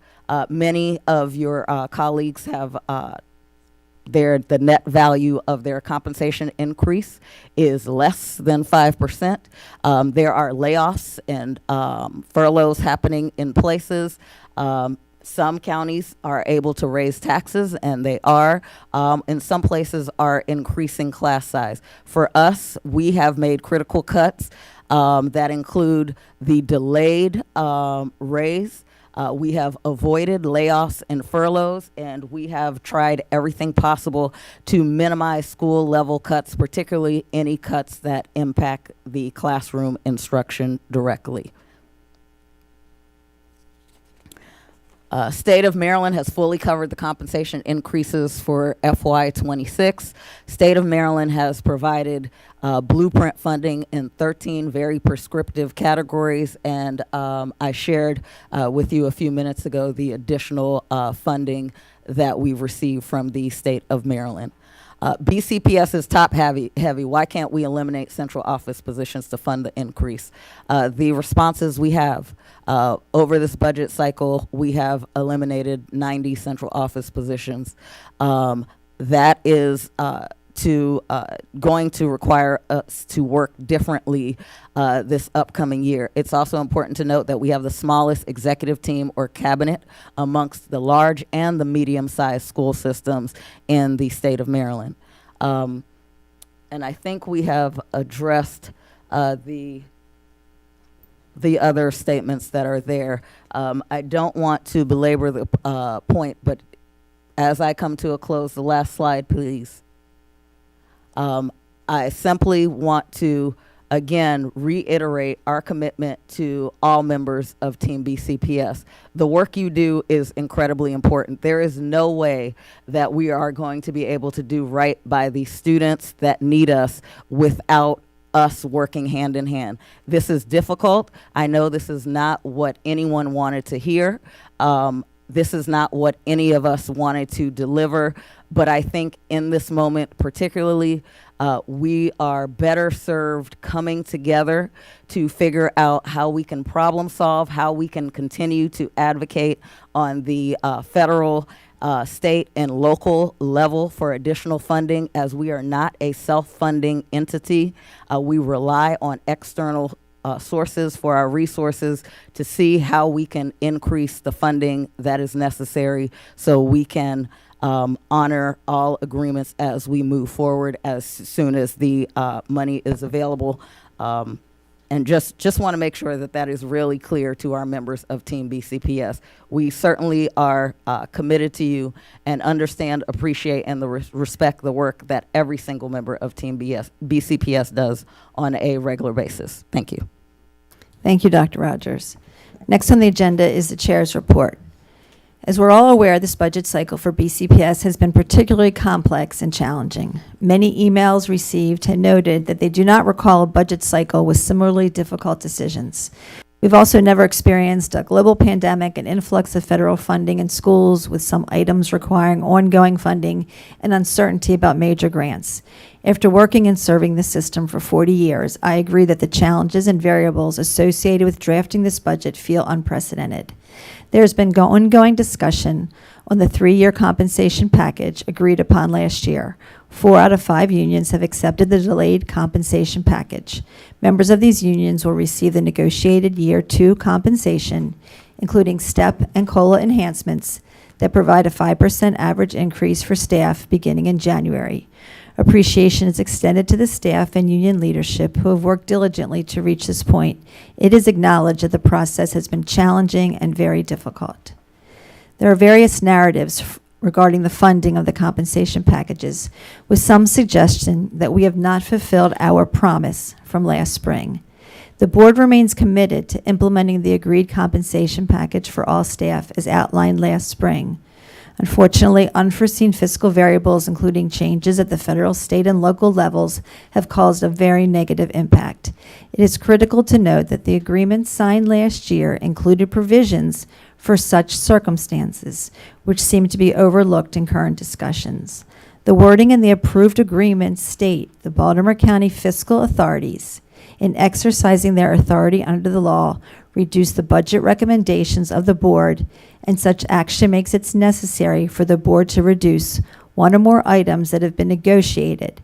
Such items and all other negotiated items that are dependent upon budget funding shall be subject to renegotiation. This decision and this delay are not about want. The board wants the compensation package funded beginning in July, but current fiscal realities do not allow for that. Despite challenges, we have remained focused on our priorities. No staff layoffs. All represented BCPS staff will retain positions. Maintaining current class size ratios, an important request from stakeholders, and funding the compensation packages with a 5% increase effective January, which is the same timeline for government workers receiving their 2% increases and public safety workers, including the police department and fire services, receiving their 3% increase. Would we rather be able to do more? Of course. I wish we were adding to central office, not cutting. I wish the compensation package was beginning in July and not January. I wish we had more funds to do more, because we all know there is so much more we need to do. But we do not control nor create our own funding. We submitted a budget proposal to the county executive that included our needs, but it was not fully funded. Instead, it contained further reductions.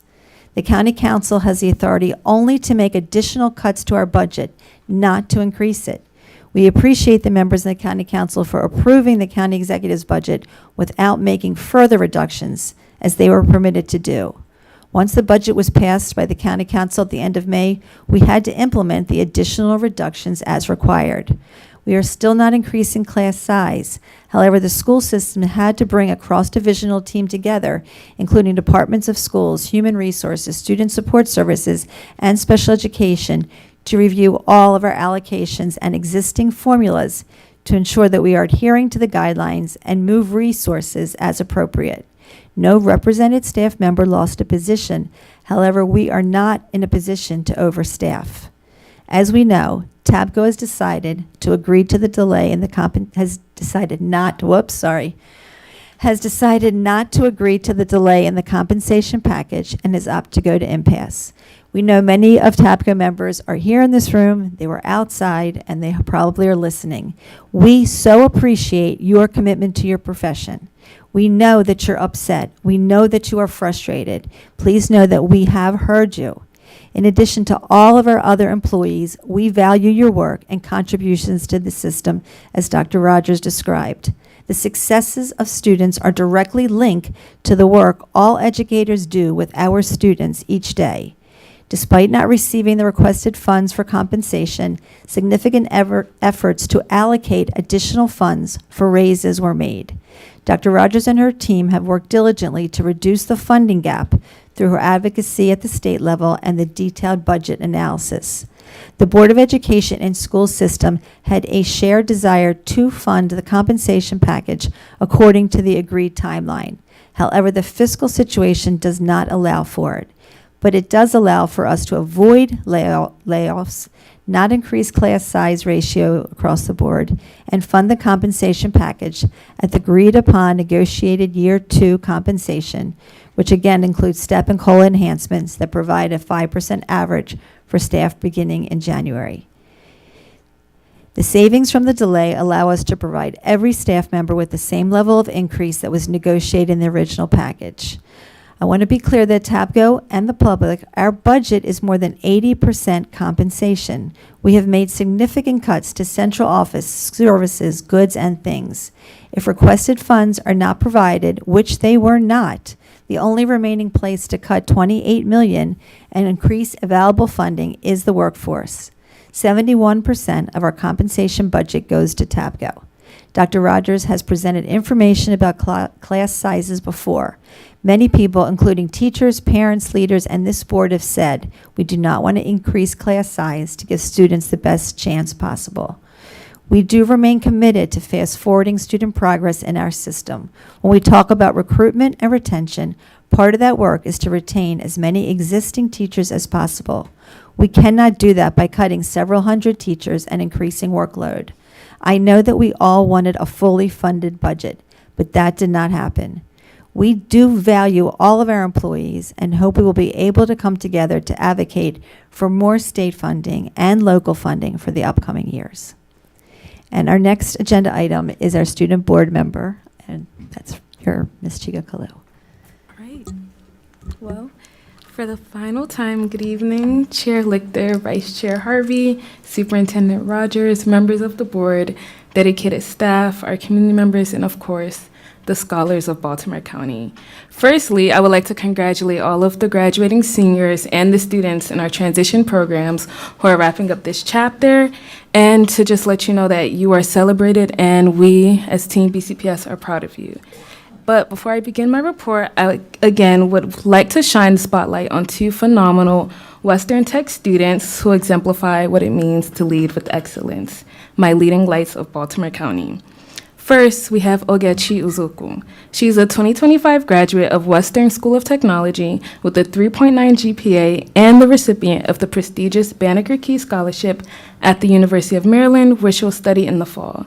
She's committed to healthcare and community impact, have an intern at the University of Maryland Medical Center, and earned certifications as a clinical medical assistant.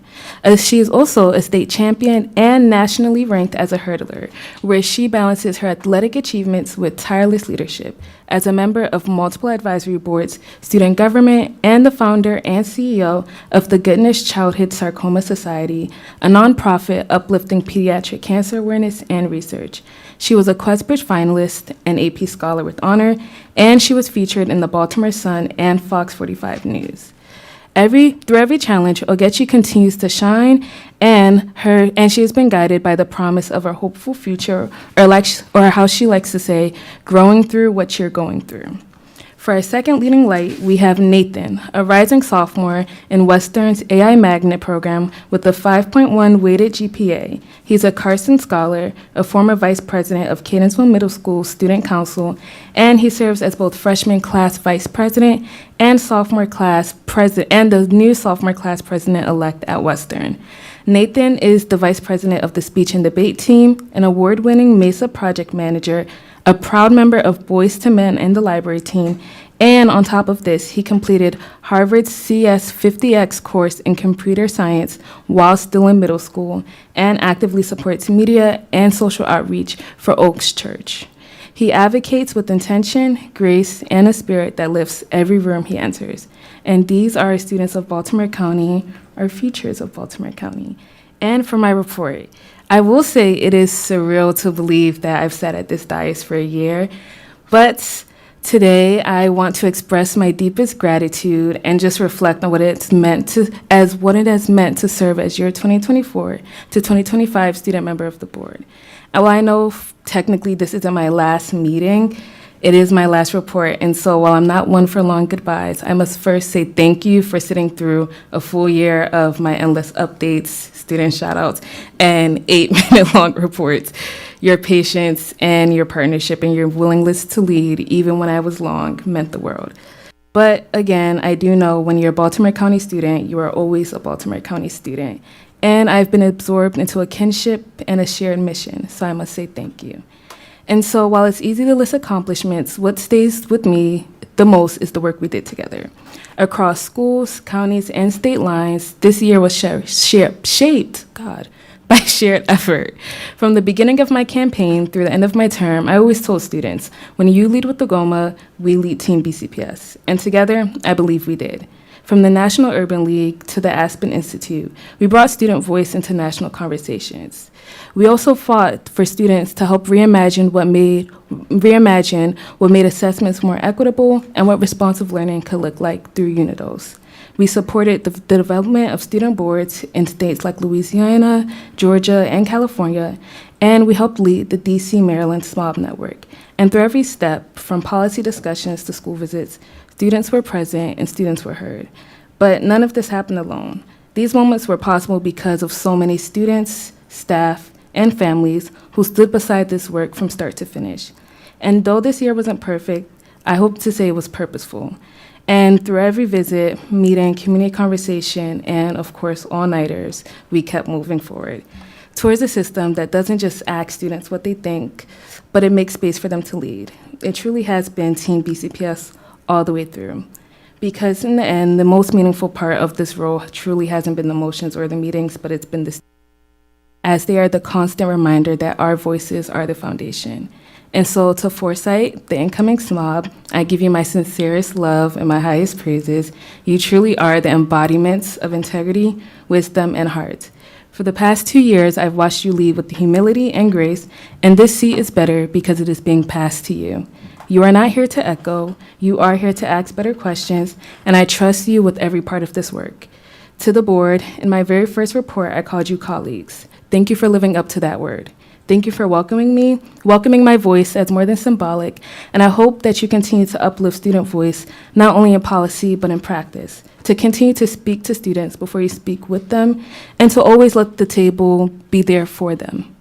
And to BCPS staff, thank you for everyone who has made this journey possible. Of course, my board members, my advisor, Ms. Wade, Ms. Ralph, Ms. Joseph, Ms. Charlie Green, and the endless laundry list, Ms. Gover, Ms. Onijala. And to those I've worked with both in and out of Baltimore County and countless other areas to help field my endless requests, brainstorm into the night, and support me as I ran off of nothing but energy drinks.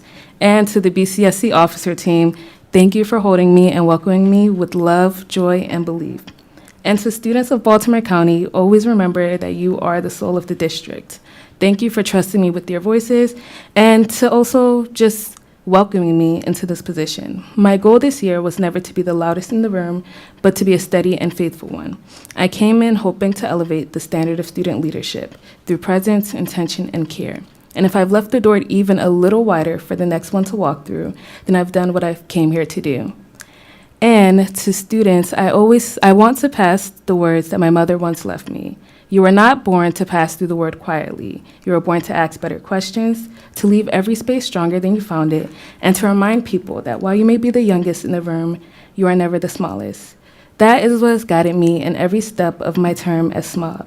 And Foresight carry that truth. Let it ground you when things feel impossible and remind you that even in the hardest moments, your leadership will matter, your presence will matter, and while you may be the youngest, your impact will not be small at all. And to every Baltimore County student still finding their voice, this is your reminder that you are not born to pass through the world quietly. Your questions matter, your presence matters, and this system is not complete without you. So this is not the end, but rather the beginning of a new chapter. And as I pass this torch, I like to think of it not as a period, but as an M-dash, a continuation of the work we've started and a bridge to the work ahead. You now have a bold, visionary young woman from Eastern Tech ready to lead and listen. She's here to speak, and now she holds the pen to write in Baltimore County.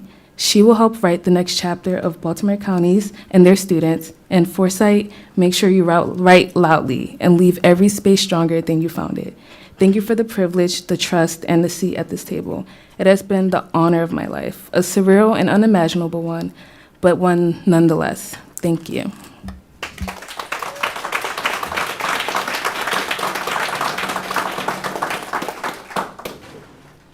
Well, certainly went out with a bang. Thank you. That was great. The next item on the agenda is unfinished business, consideration of board policies. This is the second reader for these policies, and for that I call on Ms. Christina Pumphrey, Chair of the Policy Review Committee. Thank you. Members of the board, the Policy Review Committee asks that the board accept the committee's recommendation of proposed changes to the following board policies. Board Policy 5550, Student Behavior Code, Board Policy 6401, Advanced Academics and Gifted Education, Board Policy 6500, Research and Assessment. These policies are presented to you on tonight's agenda as Exhibits K1 through M5. Thank you, Ms. Pumphrey. May I have a motion to accept the recommendation of the Board's Policy Review Committee for Board Policies 5550, 6401, and 6500? So moved. Thank you. No second is needed since the recommendation comes from the committee. Is there any discussion? Ms. Domanowski. Yes. I was wondering, so on page 3 under standards, it says in section A, the Which first policy? I'm sorry, the first policy. Thank you. Student Behavior Code. It says, and trainings, that the superintendent shall establish guidelines and trainings. Is that for, who are the trainings for? I guess. I mean, maybe that might be a superintendent question, but I just kind of wanted a little clarification on what the trainings meant. 5550. Mr. Knox, if you can come forward and speak to the safety trainings, please. Good evening. Good evening. Question, please. Oh, I just wanted some clarification on what the trainings meant under standards on page 3. What kind of trainings? Are they for teachers? Are they for administrators? Are they for students? Everybody? All involved? All of the above? I would say all the above, but mainly administrators since they're doing the discipline-related calls in the schools.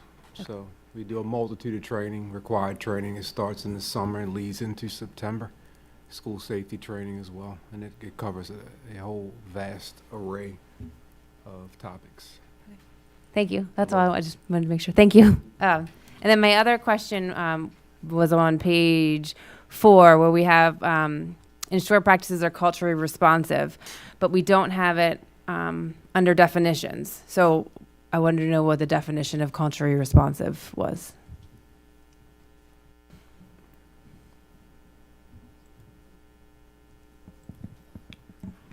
So that was added by PRC. Ms. Pumphrey, you want to speak to that? I believe that was a recommendation from another committee member. I'm not sure if I'm supposed to name them. It doesn't. We talked about it in committee. Ms. Henn? I believe we define culturally responsive possibly in 0100 equity, but I'm, without looking it up, I can't. Thank you for that reminder, and I think that actually came from an equity committee member as well, so that's why we added it here and didn't add the definition at the beginning. Thank you for that reminder, Ms. Henn. Could we add that to this? Because I'm just curious as how culturally responsive would be different. Are we changing the consequences because of cultural different? I just understand. I want to understand how it's being applied to student behaviors. Are we going to treat students differently because of backgrounds, or If it was something that wanted to be added, that you wanted added to the definitions, you would move to do that. Okay. I do have to put caution here because we're trying to get, not that this shouldn't be included, but we need to get this approved in order to get it into the handbook by the beginning of the school year. So we have to be careful with how we propose the amendments and hopefully can process quickly. Ms. Harvey, I know you're on the committee. Did you want to respond? I just wanted to follow up on Ms. Henn's comment. Culturally responsiveness is defined in policy 0100 and states using asset-based knowledge of various racial, ethnic cultures, views, and experiences and incorporating them into teaching and learning to strengthen and enrich the school system and the community at large. Thank you for that. I appreciate that. I'm trying to, that's for teaching and learning. I'm trying to understand how it's being applied for student behaviors. Like, that's a very broad definition. And I just want to make sure we're not too broad, I guess is my point. So do I need to make a motion to, and I don't mean to, I just want to make sure that we are applying punishments or code of behaviors correctly. Ms. Henn? Thank you. Two comments regarding that, and I believe we did discuss this in committee. One, the importance of defining or keeping those definitions within one policy for consistency so that it's always updated in one. But also, if you're looking for implementation details, I'm wondering if those details wouldn't be found in the rule for this policy. And Dr. Rogers, I don't know if you want to weigh in on Ms. Domanowski's question or not. Yeah, I think you are correct, and implementation details would be in the rule. When I think of cultural responsiveness, I think this is making sure that everybody has awareness, that everyone has the appropriate training, and I know that we as a system have done some significant work on discretionary versus non-discretionary suspension, so that's the natural place where I think there would be these conversations, and the discretionary meaning whether a student was making a lot of noise, interrupting, those kinds of things, versus the egregious behaviors that I think you're speaking to, those Category 2 and Category 3 offenses would be applied across our schools. Thank you for that. You're welcome. Further discussion, Ms. Booker-Dwyer? So I have a question about policy 5550, the student behavior. So does this policy apply to students in apprenticeships, on work-based learning sites, on college campuses when they're duly enrolled or taking college courses?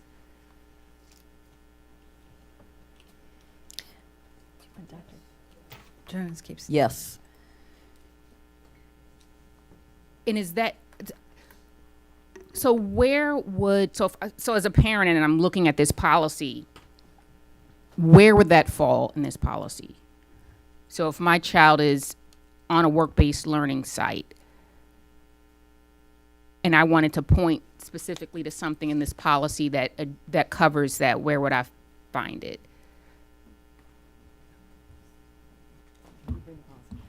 Good evening. Good evening. I probably should have came up with the first okay. time because I was a part of the policy review committee. We can actually share with you. You can point out where in the policy, and then after that, I'll just explain how it applies. You want to share that? Sure. If you look on page 2 under school-sponsored activities, it defines what they mean by the school-sponsored activity and what it encompasses. And so what we'd offer, Ms. Booker-Dwyer, and I'm not sure if we're answering your question as presented, for the entirety of the instructional day, whether it's a field trip, whether it's dual enrollment, school-sponsored activities, as long as it's a BCPS-sponsored activity, we are responsible for the students, and the code of conduct or our safety policies are applicable. Okay. So either in this policy or in the handbook, could we put an example like that so that it's really clear for parents? Because when I first read this, that was my first question, like, well, does this apply if my child is at CCBC? And if, they're taking a course that maybe is occurring later on or something like that. So if we could put an example either in the handbook or within this policy, that would be helpful for clarity. So I'm going to look toward Ms. Pumphrey and members of the board, because we talked about examples even during policy review. committee and even sought legal counsel, and so I'll turn that over, Oh, so that no, question don't- back to the board. I forgot about that. Never mind. I withdraw that. No. Further discussion? I just want to make a compliment because one thing I forgot to ask about was the social media aspect of it, and I wanted to compliment you for adding that on page 10. On Z, it says using a personal electronic device to stream or publish on social media a recorded event involving or more of conduct of it.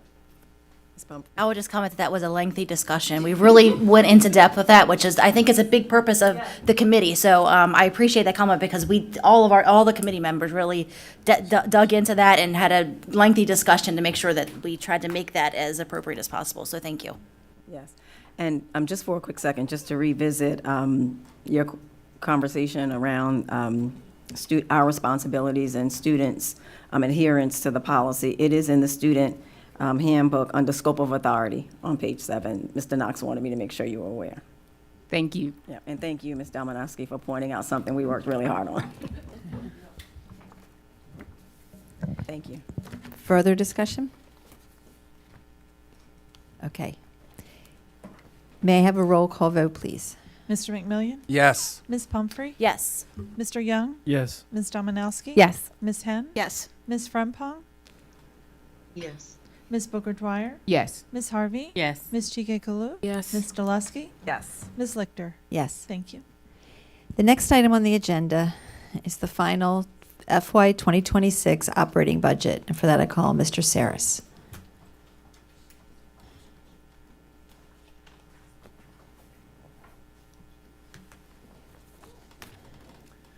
Good evening, members of the board and Dr. Rogers. For your information, I present to the board the FY 2026 Baltimore County Public Schools operating budget, introduced on April 11, 2025 by County Executive Klossmeyer and accepted in total by the Baltimore County Council on May 22nd, 2025. This annual budget takes effect and will be implemented on July 1, 2025. Okay. Any questions? Ms. Henn. Thank you, Ms. Lichter. Not a question, but I have a motion for the board's consideration. Go ahead. Thank you. I move to request that the superintendent cost and consider including and prioritizing funding in the fiscal year 27 and 28 proposed operating budgets for one-time payments to current BCPS employees covered under the master agreement between the board and TABCO. The payment shall be issued on December 1st, 2026, retroactively for fiscal year 26, and December 1st, 2027, retroactively for fiscal year 27, and shall be equivalent to the sum of the difference in salary payments, agreement versus actual, for the fiscal year 26 and fiscal year 27 periods, otherwise referenced as years 2 and 3 of the master agreement. Is there a second? Mr. McMillian? Go ahead, Ms. Skoleski was going. So moved, Stoleski. Would you like to? I'm sorry, second, Stoleski. Thank you. Ms. Henn, would you like to speak to your motion? Yes, briefly. Thank you, Madam Chair. So my motion is to make our educators whole, and however we need to do that, we need to do that.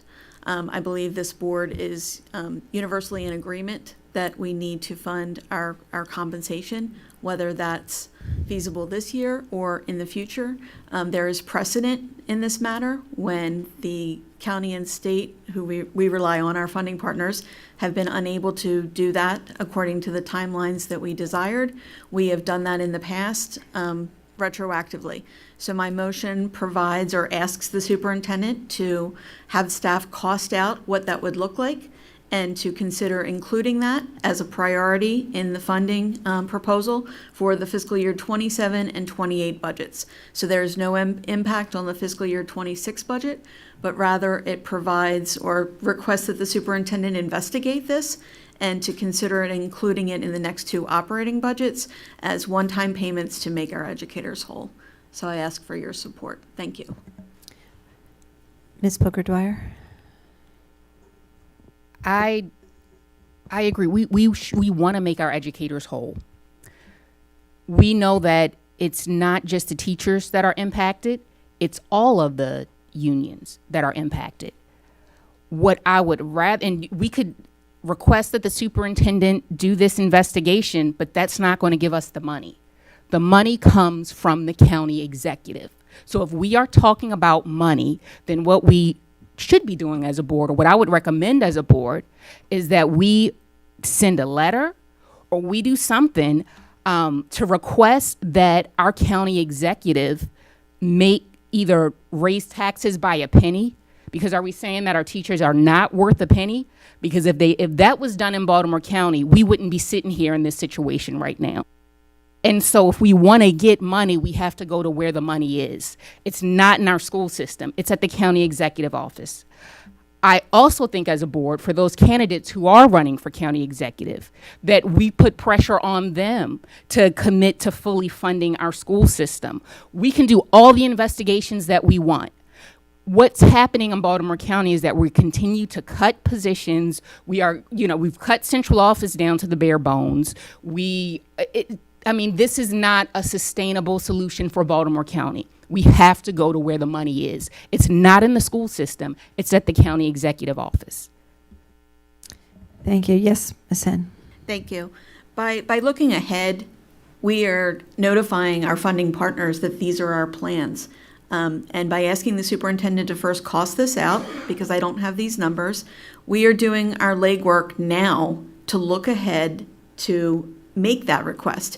And I don't think those actions that Ms. Booker-Dwyer mentioned are mutually exclusive. My motion simply asks to plan to make our educators whole. And I would be open to amend this to include all of our staff. If somebody would like to make that motion, I would support that.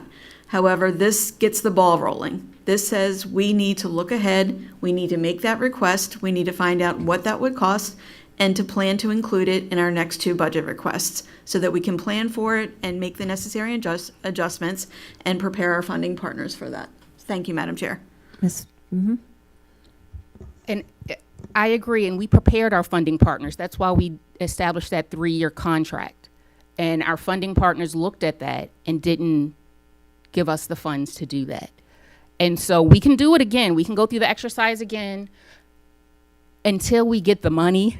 And until we know what it costs. We had a 3-year contract that laid out the cost and what we would need, but that was not honored. So I don't want us to, central office is cut to the bare bones. I don't know the staff that we would have to do that investigation. Maybe we could pull from the board budget. I'm all for asking, I'm fine with that, but I want to see something that's going to give us that return on investment. I'll come back. Let's get some other voice. Ms. Pumphrey? 2 questions and a comment. First, could we have the motion in writing in case an amendment in case someone wants to move for an amendment? Second question that I can't remember, so I'll skip that. My comment is I also do not think both things are mutually exclusive. I think as a board, we should be making a statement to our teachers that we are invested in this. I think my question was along the lines of, this is something that we're asking as an investigation. We're not committing to anything at this point. So I don't think it hurts us to do that and to make a statement to our teachers that we support them, we want to make them whole, and that's how we feel as a board. We're saying that support out loud in our words, but we're not taking action. And I think this is a way to take action where it doesn't fiscally affect anything fiscally for this year. I would like to see the motion because maybe we can put words in there, because I agree that the county executive is someone who needs to, whether now or in the future, who needs to fund this. So maybe their language can be in there, which is why I requested that the motion be put in writing so that I can look at that as well. Thank you. May I respond, Madam Chair?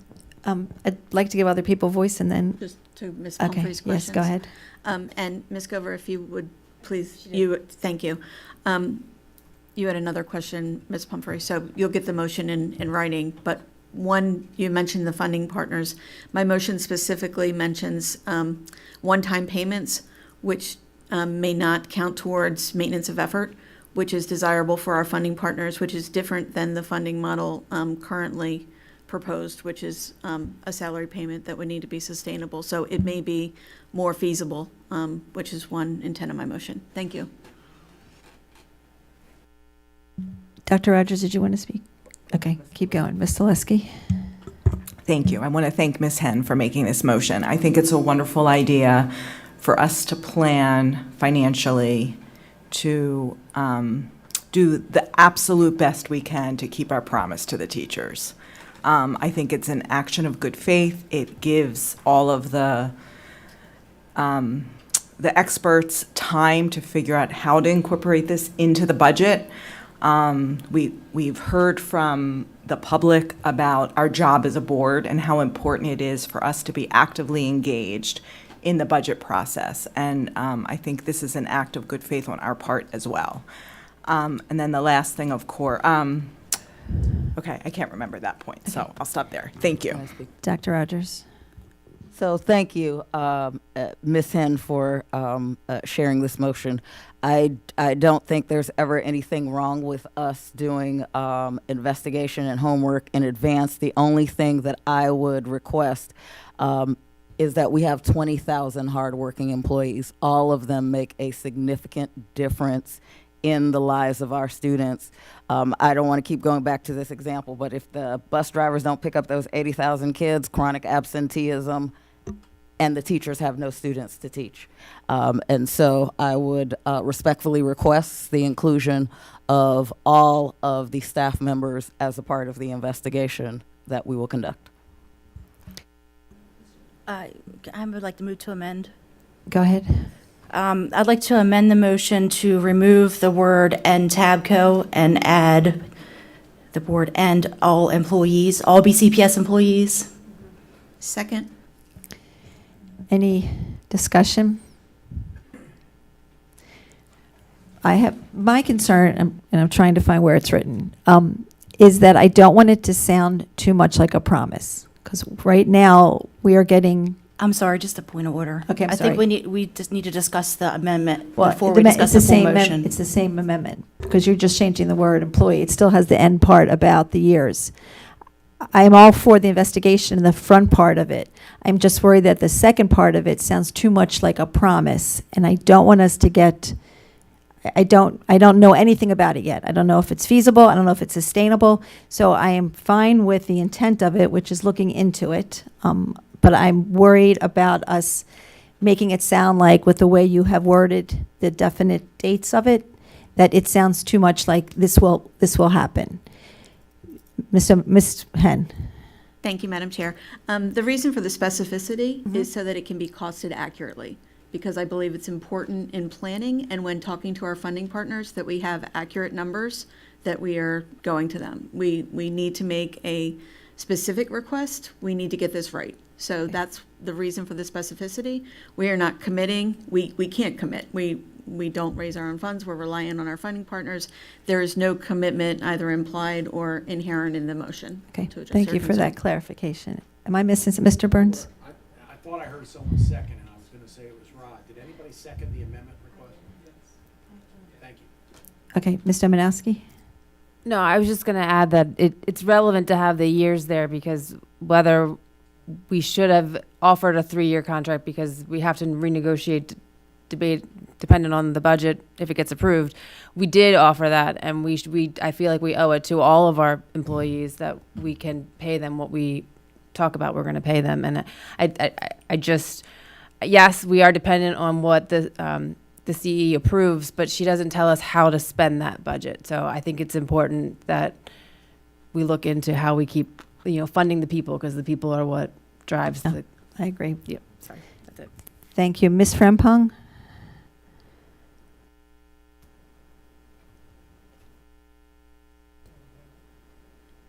Ms. Frempong? I'm here. I'm sorry. I'm still thinking about, I guess, the statement. So I do still also have a concern about the last piece, because it says that the payment shall be issued. And so that does sound like that's something that we are intending to do with this motion. So I understand where it may be important to have the dates so that the costing can be accurately accounted for. But that last, I guess I'm making a motion to amend the current, where we would strike that last part from the payments. And then we can simply add that this would be retroactively for FY '26 and FY '27. Okay, so let me just get the amendments on the amendments. No, can't do that one yet. Right. Okay. Resolve the first amendment before you have that kind of second. Okay. Further discussion on Ms. Pumphrey's amendment. Ms. Deleski? Thank you. Yeah, I remembered what I was going to say before, was how important it would be to honor all of the unions in the amendment. So thank you for amending that motion. And Ms. Booker-Dwyer's points about our job as advocates for funding is also really important. I, however, think it is 100% our priority, no matter what we have to do, in good faith, to find a way to fund this money at a later time as stated, because of the importance of our promise to all of the employees in all of the unions. Thank you. Thank you. Yes, Ms. Hen? Prior to Ms. Frempong's motion, I was going to recommend that we change the word shall, and I can do this however we need to do it procedurally, but changing the word shall to would for the last part would be equivalent to the sum of the difference in salary payments. That way that statement is less declarative and more requesting a cost basis for that. So I wanted to respond to Ms. Frempong's suggestion for that, which we can come back to. Okay, Mr. Burns, help me. I don't think that is organic to the current amendment that's on the floor. My recommendation to the board is to try to dispose of, because you can still go and amend again, but I would suggest you try to dispose of the first piece of this, which was the amendment that was proposed and second. So if we vote and it passes Ms. Pumphrey's amendment, we can still amend after we vote? Yes, okay. So yes, Ms. Gover, can you repeat the amended? So Ms. Pumphrey moved to strike the words "and Tabco" and insert "all BCPS employees." Do you want the whole thing read, or yes? Can you read the whole thing, please?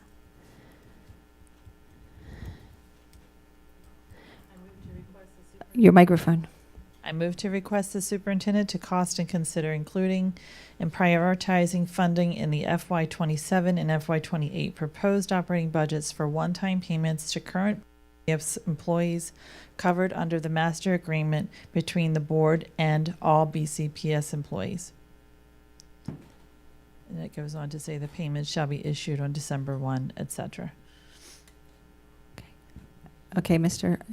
Young. Okay, may I have a roll call vote on the amendment that was just read? Mr. McMillian? Yes. Ms. Pumphrey? Yes. Mr. Young? Yes. Ms. Dominowski? Yes.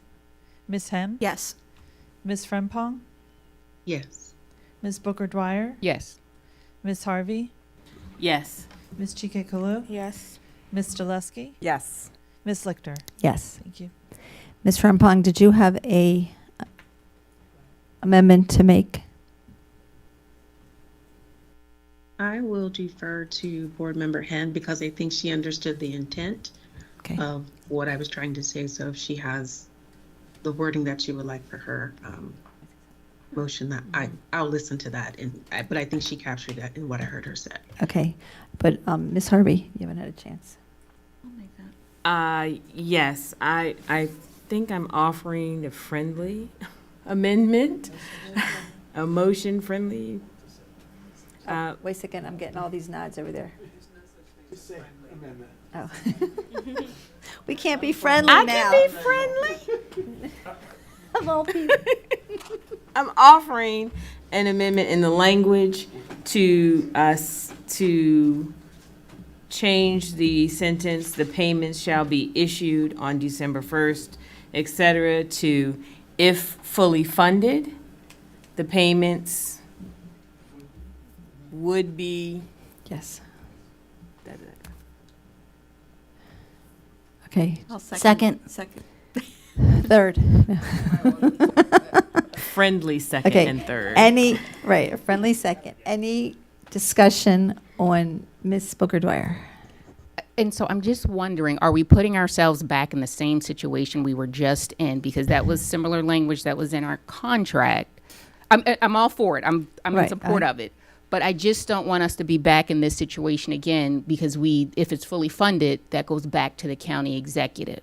So what are we going to do differently to help to get that full funding? And I feel like that is what needs to be, like we need an act. So that's step one. What is our step two? Because if not, we're getting everyone all excited about something that then may not be funded, and then we're back in the situation again. So I'm just wondering, could we step this out so that we have a plan of action, so that we can demonstrate that we are really trying to do all that we can to get funding for our school system? Ms. Dominowski. I would agree with that statement as well. I think we need, I would suggest taking out the if fully funded, because I feel like that gives us an out. And saying that the budget is fully funded and we're relying on the county executive, but the county executive doesn't say you have to spend this on this and this on that. So that's on us. And I think we need to put something in there that says we put, our staff first and we prioritize their salaries. Ms. Harvey. So this is part of this process that I think everyone is struggling with. We can acknowledge that, yes, we get a pot of money and it's up to the system to identify where it goes. We also can acknowledge that we do not provide our own funding. But what is escaping us in this conversation is that we do make choices, and we make choices based on what our students need. We make choices based on what our community wants. We committed to not increasing class sizes. We committed to not doing furloughs, not firing people. We committed to those things, and those things aren't free. And so while we do have the opportunity to, I don't want people to be under the impression that it was an either or. We did a both and. We honored the commitments that we made. The teachers said were important to them. We honored the commitments we made to special education. We did our very, very best to fully honor, the commitment we made for compensation. But the reality is you can't take out the if. The if is the foundational part of that contractual language. It is if it is funded. If we could fund it ourselves, I'm sure everybody on this board would do so. And so if the purpose of this motion, of this action that we're asking the system to take to look into this, is to really see what we can do, not knowing what our funding will be in FY 27 or 28, then I think it's disingenuous for us to say that we can do it. It is an if. If the money is not there, then this board and this system has to be willing, and our staff have to be willing to say, oh, maybe I will accept a larger class size, or oh, maybe, I will take a couple of furlough days. We're trying to make everyone whole. We're trying to make sure that our students don't get shorted. But the reality of it is that the if is not going to go away. And so I am for being prepared. I am for looking into the future, but I am not for, I can't support not being clear on the if. Mr. Young. Just a clarification. We submit a budget that states what we're spending in various categories, not, and the county exec and the county council approves that budget. They don't just give us a pot of money to spend as we like, because if they did, we could potentially shift money around to make our staff whole. So it's allocated for a specific purpose in specific categories, not just here's $2 billion, go have fun. Didn't the county executive tell us more reductions had to be made? Right, okay. Ms. Pumphrey? Just back to the comment about adding a second step that conversation. I think the second step isn't necessarily a step that has to be put into here, but again, it's an alignment of something else that we need to do. So in addition to this motion, we also need to contact the county executive, contact the candidates for the county executive, and tell them what we expect and what we need for funding for our budget. So I don't necessarily think it's a second step to this, but an aligned step, another action that we also have to take. Thank you. So, did you make an amendment? Yes, you did. Okay. And did we have a second on her amendment? We did. And that's right, and third, right? I forgot. Okay, any more discussion? Ms. Henn? Just a comment, and I support the amendment to add the if. I think it could go either way because, as was discussed, well, in our contracts, it includes an if, right? And that's been discussed ad nauseum tonight. If it's all dependent on whether or not we get funding. So whether we include that in our motion or not, and again, I support the amendment to make it crystal clear that this is reliant on funding, that for those that are concerned about including it, it's there, whether we include it or not. True. Thank you. Any last discussion? Okay, roll call vote, please, on Ms. Harvey's. Madam Chair, this is Ms. Oh, I'm sorry. I had my hand up. Go ahead, I'm sorry. Thank you. And I think, again, Ms. Henn spoke to it, but I guess I did also want to hear from legal. So just because we make a motion, and if we include the if or if we don't include the if, what's going to be binding? It's going to be the contracts that are actually in writing at this point? Or is I guess, could we supersede that with this motion? Mr. Burns?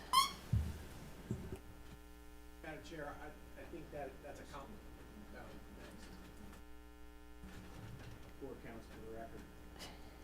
I think that's a complicated question, and in light of the situation with at least one of the bargaining units, I don't think that's a question that should be advised to the board in public. If you want to take a recess, we can discuss, but Ms. Frompong's asked a complicated question, and I hesitate to advise you in this setting. Okay, thank you. Any further discussion on Ms. Harvey's amended motion, which she put in the chat? Okay. The roll call vote, please.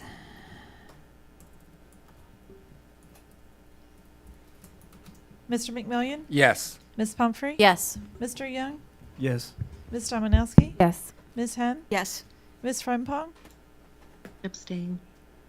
Ms. Booker Dwyer? Yes. Ms. Harvey? Yes. Ms. Chikakalu? Yes. Ms. Delusky? Abstain.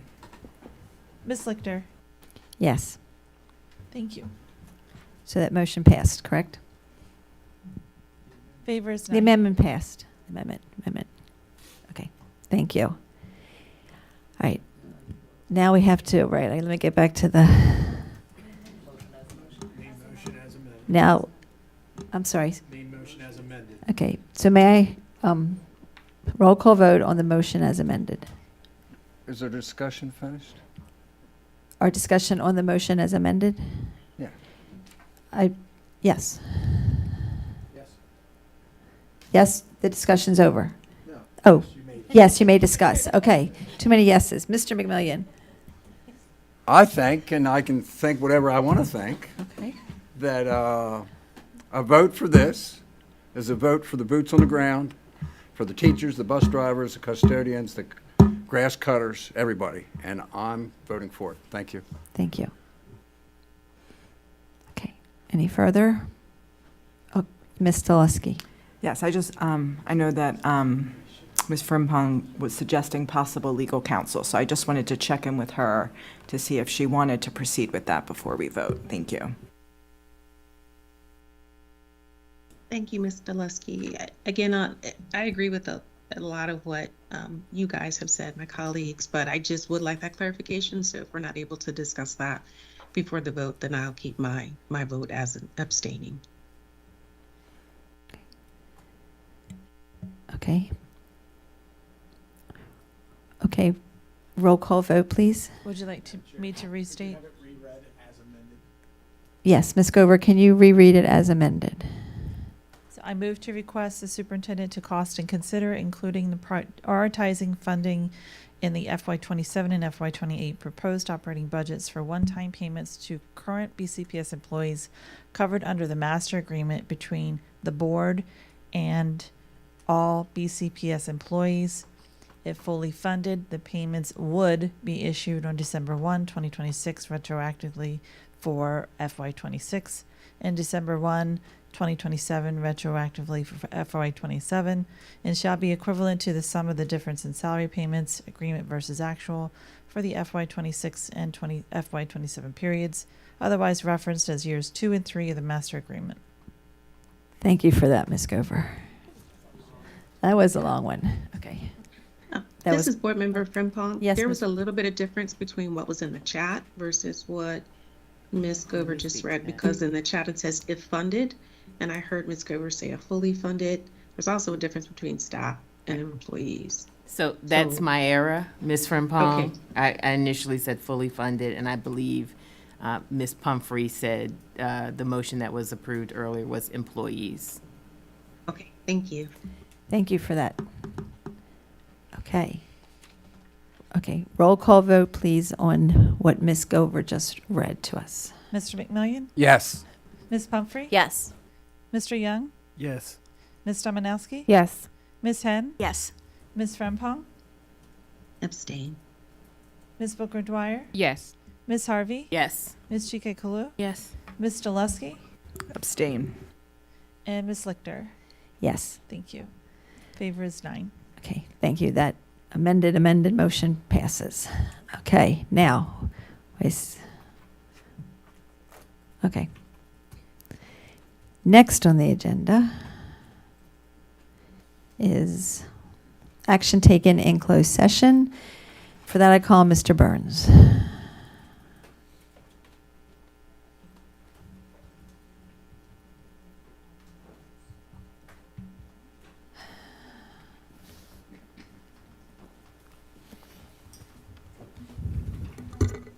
Point of order. Yes. Did we need to vote on the? I was looking, and there was nothing in the notes that said we needed to vote on it. Did we need to vote? It was just informational. Consideration of the final fiscal year. That's what you're talking about, right? What? I'm sorry, consideration items we normally vote on. That's why we were wondering whether we vote Okay, on the final. right, and I was looking too, but it's, I believe what, Mr. Saris, if you come forward and confirm, what you presented is showing what the county council passed. There are no changes to that. So it's It factual cannot be information. changed at this point, and we have those funds appropriated to us. The documents that are presented, the page 1 and 2, are essentially our budget ordinance for FY 2026. And there's really nothing further that we can do to change it. As Ms. Dominowski said, we have the money, it's in categories, we can spend it within those categories, and we cannot increase it. It's what it is.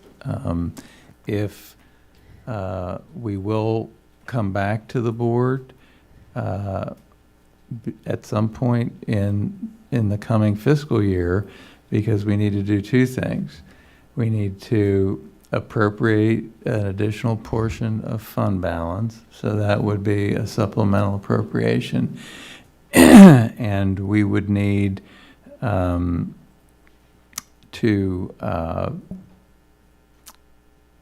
what's the other thing we've got?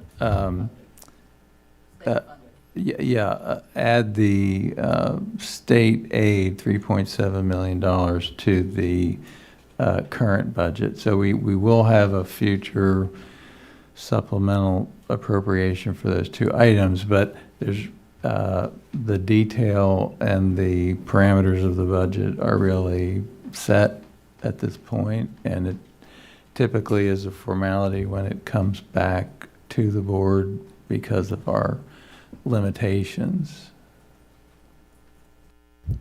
Ms. Domanowski? I just have one quick question. And we briefly touched on this the last time we were talking about the fixed charges. The increase, the 4.6 million, is that just all not compensation, but healthcare benefits? The total and fixed, I know, yes, the county indicated to us that their original estimate for increased healthcare was lower than it turned out to be. They came back to us and said, bump it up to 8%.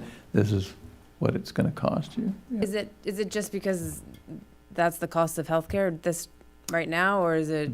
What was the change? Why is it? They more? employ a consultant, Bolton Partners, who projects future healthcare costs, and that's they are really the administrators of our healthcare plan and select the providers and so forth. So just as they asked us or directed us to add $14 million for retirement benefits based on the same actuarial assessment of where future retiree health costs are going. So that was 17 million of our 29 million that they gave us, and they more or less directed it to those fixed charges. Right. So they don't give you you need this 4 million because this costs more as far as employee benefits, or there isn't any kind of, it's just the broker just tells you how much. Discussion, they said that for retiree benefits that our retirees are using more services. Well, we're old, so I guess that happens. Or we're on the Teaching board. to we're 90. Yeah. So, okay, thank you. Okay. And I'm sorry, I didn't realize we didn't do questions. We went right to the motion. Are there any further questions for Mr. Saris? Okay, thank you. Okay, now the next item on the agenda is action taken in closed session, and for that I recall Mr. Burns.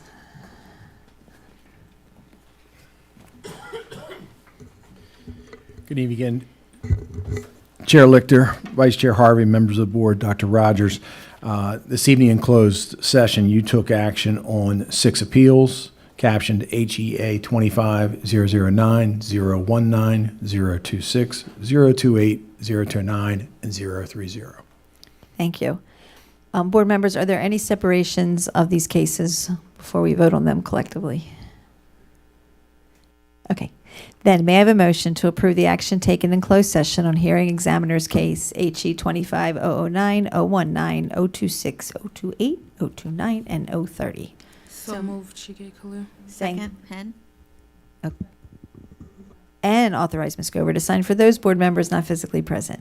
Move Chike Kalu. Thank you. May I have a second? Thank you. Any discussion? Ms. Henn? Any discussion? May I have a roll call vote, please? Mr. McMillian? Yes. Ms. Pumphrey? Yes. Mr. Young? Yes. Ms. Dominowski? Ms. Henn? Yes. Ms. Frempong? Yes. Ms. Booker Dwyer? Yes. Ms. Harvey? Yes. Ms. Chike Kalu? Yes. Ms. Dulesky? Yes. And Ms. Lichter? Yes. Thank you.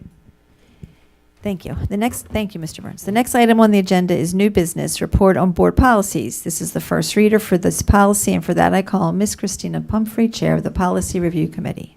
Thank you. Members of the board, the Policy Review Committee asks that the board accept this report of the committee's recommendation of proposed changes to Board Policy 5440, telehealth and in-person services from external behavioral and physical health providers. This policy is presented to you on tonight's agenda as Exhibit N1. Thank you, Ms. Pumphrey. May I have a motion to accept the recommendation of the Board's Policy Review Committee for Board Policy 5440? So moved, Young. Thank you. No second is needed since the recommendation comes from the committee. Is there any discussion? Ms. Booker Dwyer. I did have a question about the quality of the providers. Is that included in the cooperative agreement? Oh, That's what okay. Okay, we That's got a all. yes from the back. A yes from the back. That's all I Okay. needed. Thanks. From Director of Health Services. Any further discussion? Okay. May I have a roll call vote, please? Mr. McMillian? Yes. Ms. Pumphrey? Yes. Mr. Young? Yes. Ms. Henn? Yes. Ms. Frempong? Ms. Frempong? Yes. Ms. Booker Dwyer? Yes. Ms. Harvey? Yes. Ms. Chikakulu? Yes. Ms. Jaleski? Yes. Ms. Lichter? Yes. Thank you. Thank you. The next item on the agenda is special project requests, and for that, I call on Dr. Jones.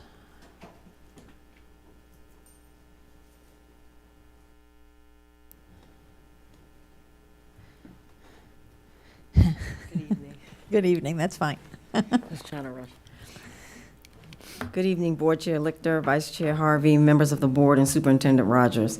I bring before you this evening for consideration of the 7330 special project request for the Jacksonville Elementary outdoor classroom. The proposed outdoor classroom would be enough space for 6 outdoor tables, a post-mounted outdoor chalkboard, and 2 benches. With board approval, the PTA at Jacksonville Elementary School is proposing the provision of all materials and labor necessary to create an outdoor learning classroom on the school's property. Collaboration for this project took place between the principal at Jacksonville Elementary School, the executive director of the Department of Facilities Management and Strategic Planning, and the executive director of schools. Implementation of the project will commence upon board approval and will conclude approximately 2 months after the start date. Again, I bring before you consideration of this 7330 special project at Jacksonville Elementary School. Thank you. May I have a motion to approve the 7330 special project request for Jacksonville Elementary School's outdoor classroom? So moved, Dominowski. Thank you. May I have a second? Second, Pumphrey. Thank you. Any discussion? May I have a roll call vote, please? Mr. McMillian? Yes. Ms. Pumphrey? Yes. Mr. Young? Yes. Ms. Dominowski? Yes. Ms. Henn? Yes. Ms. Frempong? Yes. Ms. Booker Dwyer? Yes. Ms. Harvey? Yes. Ms. Jaleski? Yes. Ms. Lichter? Yes. Thank you. Thank you. you. Dr. Jones. Oh, right, the next one. Good evening, Board Chair Lichter, Vice Chair Harvey, members of the board, Superintendent Rogers. I bring before you this evening for consideration the 7330 special project, privately funded capital project at Stoneley Elementary School, a memorial garden. With board approval, this memorial garden at Stoneley Elementary School will be planted in honor of a beloved staff member who has passed. It will include a tree, bench, and 2 raised garden beds. This project will be funded and donated and installed by the Stoneley PTA. Collaboration took place across multiple offices with the principal, executive director of schools, executive director of the Department of Facilities Management and Strategic Planning. Thank you for your consideration of the 7330 project at Stoneley Elementary School. Thank you. May I have a motion to approve the 7330 special project request for Stoneley Elementary School's Memorial Garden? So moved, Jaleski. Thank you. May I have a second? Second? Thank you. Any discussion? May I have a roll call vote, please? Mr. McMillian? Yes. Ms. Pumphrey? Yes. Mr. Young? Yes. Ms. Dominowski? Yes. Ms. Henn? Yes. Ms. Frempong? Yes. Ms. Booker Dwyer? Yes. Ms. Harvey? Yes. Ms. Jaleski? Yes. Ms. Lichter? Yes. Thank you. Thank you, Dr. Jones. The next item on the agenda is consideration of course changes for the 25-26 school year, and for that I call on Dr. DiDonato.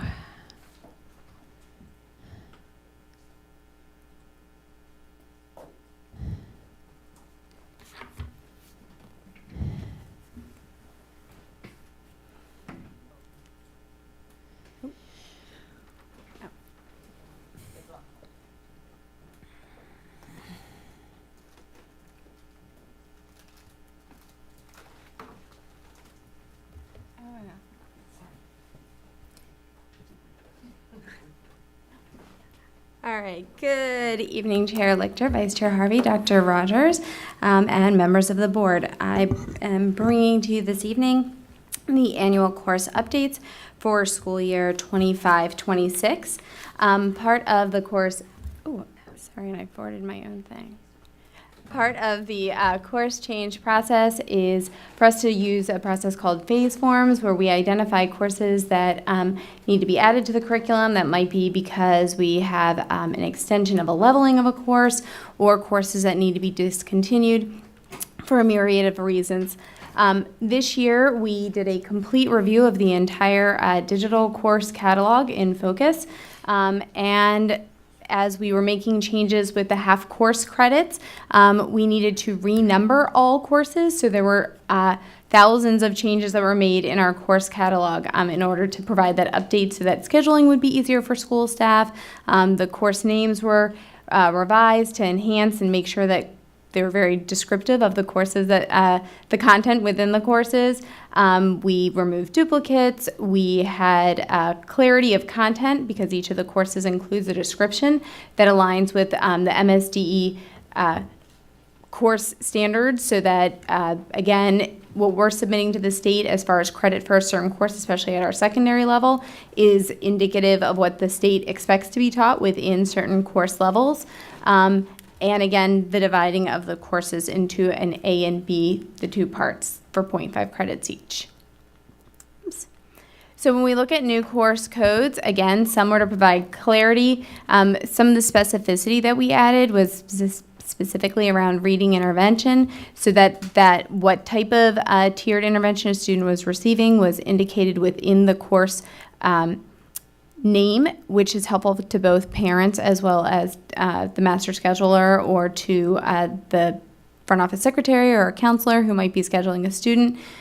We added additional AP course offerings. Specifically, an example of that is we did not previously offer AP pre-calculus in BCPS. However, our pre-calculus course that we offered, many children in the class took the AP pre-calculus exam and did very well. So we might as well give them credit for it all around, not only in the course, but in the quality points for their course. So our syllabus currently aligns very closely with that for College Board. So it was natural for us to want to add that because it's a great gain for quality points for students for their GPAs.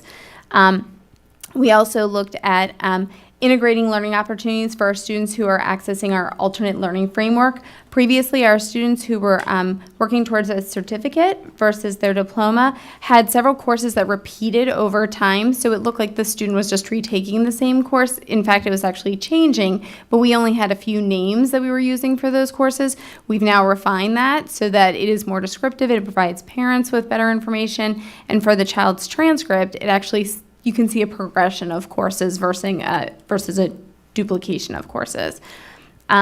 We also revised our courses with regards to pre-kindergarten. So since we have more and more full-day pre-kindergarten courses, we needed to make sure we actually had all the content that's taught during pre-K labeled out correctly. So we added those corrections. So there is a large chart, tried to group together and cluster the areas of new courses. You can see they're across the area in language arts, English language development, special education, early childhood, world languages, CTE, again, the addition of that pre-calculus, AP pre-calculus, as well as redefining the science STEM course names in our middle schools. We were using course titles from our high schools, which the students don't actually earn credits in the middle school for those courses. They're actually different courses, but because of similar content, we had previously used the same name, so that was clarified. When you look at courses that are deleted or eliminated, again, we had duplicate course codes. We often, there was a system that was previously in place. Whoops. There is a system that was previously in place that for each course that we had, there was 3 different ways to number it. That created a lot of challenges when we looked at credit recovery and how to, when students transferred between schools. So we eliminated the duplicative courses, so now there's a single number for each of the courses. We had courses that didn't align to the college and career ready standards. Some of these courses have not been used for many years, old summer school course numbers and those kinds of things, so we eliminated those from the course catalog. Our course catalog was rather large, and when you've got lots of courses listed, people can schedule children into the wrong things. What that means in the future is then they get the wrong or old or no information sent to Schoology for them. And so eliminating that provides clarity for schools. It provides more clear information for parents. Renamed courses. Following the ransomware, when we did the very quick transition from our former student information system into Focus, some of the ways course names transferred included ampersands and other symbols. So again, we had some nomenclature issues. We cleaned up all of that this year. So again, all titling is actually indicative of what the course is, and it is clear. And again, that's great for our students' transcripts. changes in level is really looking at when we're offering courses at just a standard level or whether we're offering it as an honors or a GT course. So there's a process where content offices review courses, look at the level of rigor. There's a framework and matrix that they review to identify if a course should be leveled up. And so we looked at that for some courses where we'd received feedback or the content offices really felt like the courses were more challenging. And so again, that affects the quality points for students' GPAs. And then in some cases, course codes were eliminated if the content was being taught in other courses or was obsolete. So this we saw in a couple of our science classes where there was duplication of content, and so we're offering a single course. All the content is covered within it that needs to be covered, but it versus having two courses that teach overlapping concepts. And again, there are course deletions across the board in all of our content areas, and this was really part of a large-scale cleanup of our course catalog. And that is it. I certainly take questions if you have them. Okay. So let me do this part, and then we'll do the discussion. May I have a motion to approve the course changes for the 25-26 school year as presented in Exhibit P? Point of order, Madam Chair. Yes. The PowerPoint Oh. file we have on Board Docs is different. Could Ms. Gover upload the version before we vote? We're trying to follow Okay. along with Dr. DiDonato, and Okay. we have different versions of the file. All right, then why don't we take questions first then? Mr. McMillian, you had a question? Yeah, Dr. Dionato, I got involved in a conversation with a teacher from Solers the other day. Okay. And she was talking that a lot of those teachers were upset about changes coming to their classes. And she said it was MSDE that was requiring these changes in this coursework. Does that fall under your responsibilities? It does, but I don't know. We will have changes in our math courses, but that is not for another 2 years because the math pathways at the State Department are changing, and so we will have to adopt that, but that is not for next school year. So MSD does have lots of changes on the horizon. Most of them will be in school year 26-27 and 27-28 with changes in courses that they've identified. So in math is probably the biggest change. So instead of having an algebra and geometry, algebra 2 sequence, there's something called integrated math. It'll be integrated math 1 and 2. So integrated math 1 will be a combination of algebra 1 and some geometry. Integrated math 2 will be algebra 2 with, again, some geometry. So it's really integrating mathematical concepts versus the 3 separate courses that we've previously had. And the technical and vocational areas, will they have half credit and credit classes? They're all full credit courses are going to be divided into 2 sections. So you'll earn 0.5 credits after completing semester 1 and 0.5 after completing semester 2. And the same will hold true with our CTE courses. Is that something that will start next school year? Yes. It already started this year for all courses with the exception of our CTE courses. So that's probably what they're talking about. Yeah. Thank you. You're very welcome. Thank you. Any further questions? Did we process the motion? No, because I was waiting for Ms. Okay, Go- I just thought I fell asleep for a minute. No, you didn't fall asleep. I was just allowing for questions while everybody got what they had asked for. Do you have a question? No. Either way, you don't have a question. Okay. Ms. Booker Dwyer. So in the PowerPoint that I'm looking, refresh. Because my question was around that course algebraic topics for multilingual learners. Could you tell me a little bit about that course? And tell me a little bit about that course. Okay, hold on.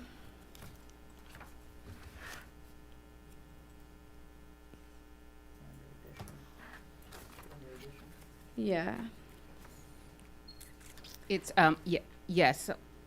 Let me pull up the right PowerPoint. I was about to say.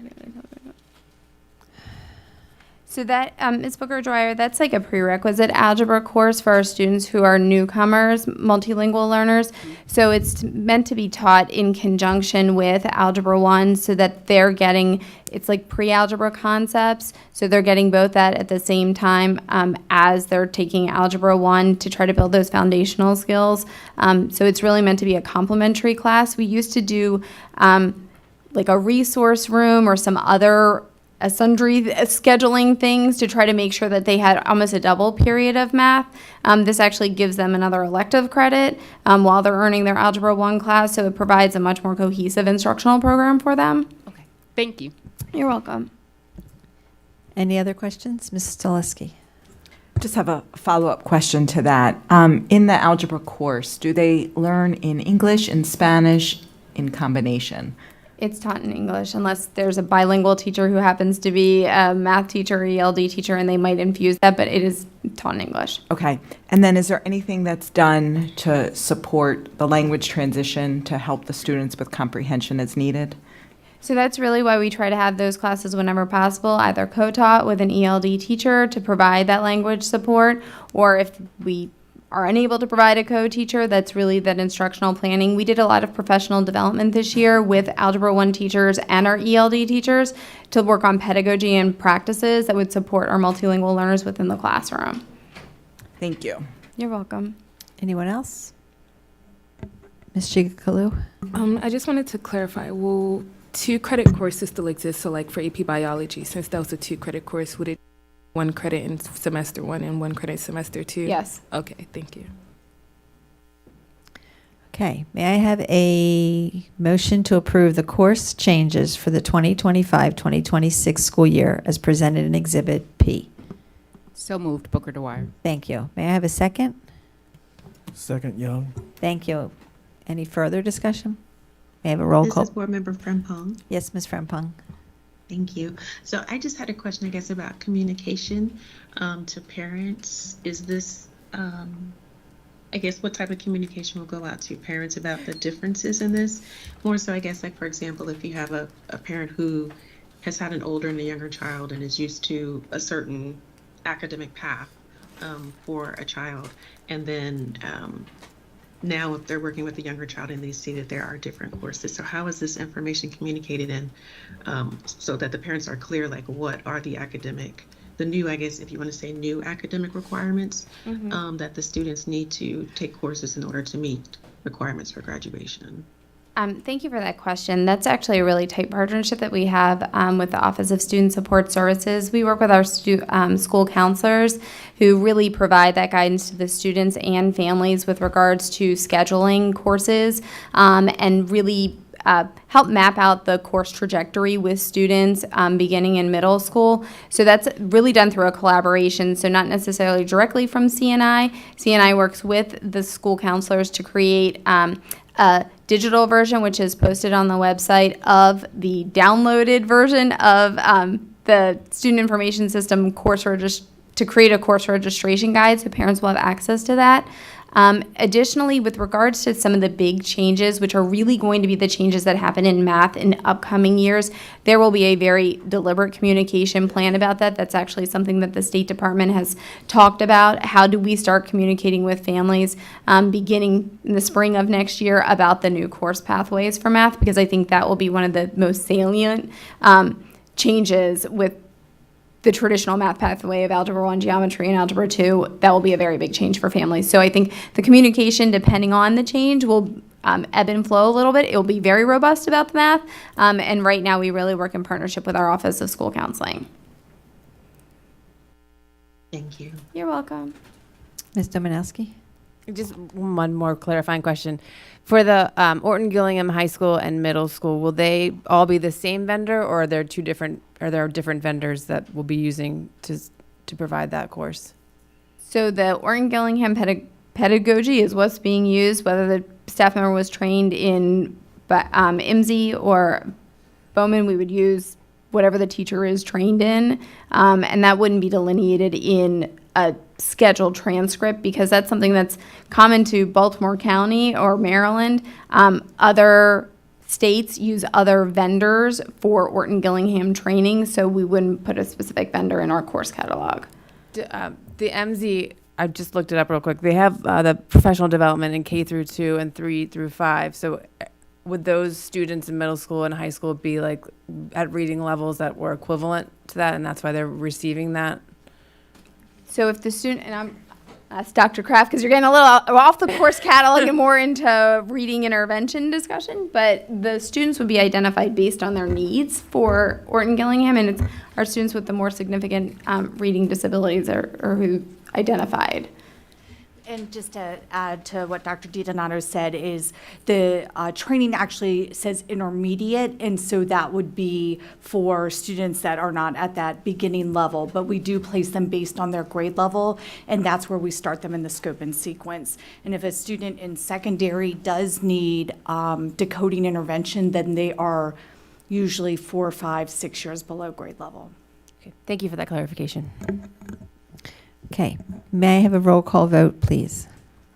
Mr. McMillian? Yes. Ms. Pumphrey? Yes. Mr. Young? Yes. Ms. Dominowski? Yes. Ms. Henn? Yes. Ms. Frempong? Yes. Ms. Booker Dwyer? Yes. Ms. Harvey? Yes. Ms. Chikakalo? Yes. Ms. Delusky? Yes. Ms. Lichter? Yes. Thank you. Thank you. Thank you. The next item on the agenda is contract awards, and for that I call Mr. Young, Chair of the Building and Contracts Committee. Thank you. Members of the board's Building and Contracts Committee met on Monday, June 9th, 2025. Items Q1, Q2, and Q4 through Q21 were forwarded to the full board for approval. Item Q3 was forwarded to the full board without a recommendation from the committee. Thank you, Mr. Young. Board members, we will separate items Q3 for the vote. Are there any additional separations being requested? Okay. Do I have a motion to approve items Q1, Q2, and Q4 through Q21? So moved, Chikakalo. Thank you. No second is needed since the recommendation comes from the committee. Any discussion on those Qs? May I have a roll call vote, please? Mr. McMillian? Yes. Ms. Pumphrey? Yes. Mr. Young? Yes. Ms. Dominowski? Yes. Ms. Henn? Yes. Ms. Frempong? Yes. Ms. Booker Dwyer? Yes. Ms. Harvey? Yes. Ms. Chikakalo? Yes. Ms. Delusky? Yes. Ms. Lichter? Yes. Thank you. Thank you. Do I have a motion to approve item Q3? So moved. Booker Dwyer. Thank you. Is there a second? Second, Harvey. Thank you. Any discussion? Dr. Kraft, please come forward. Ms. Pumphrey? First, I have a question. I listened to the contract meeting last night, and I thought that it was mentioned that we were going to get more information about this contract today. I don't know if I misunderstood that comment. Mr.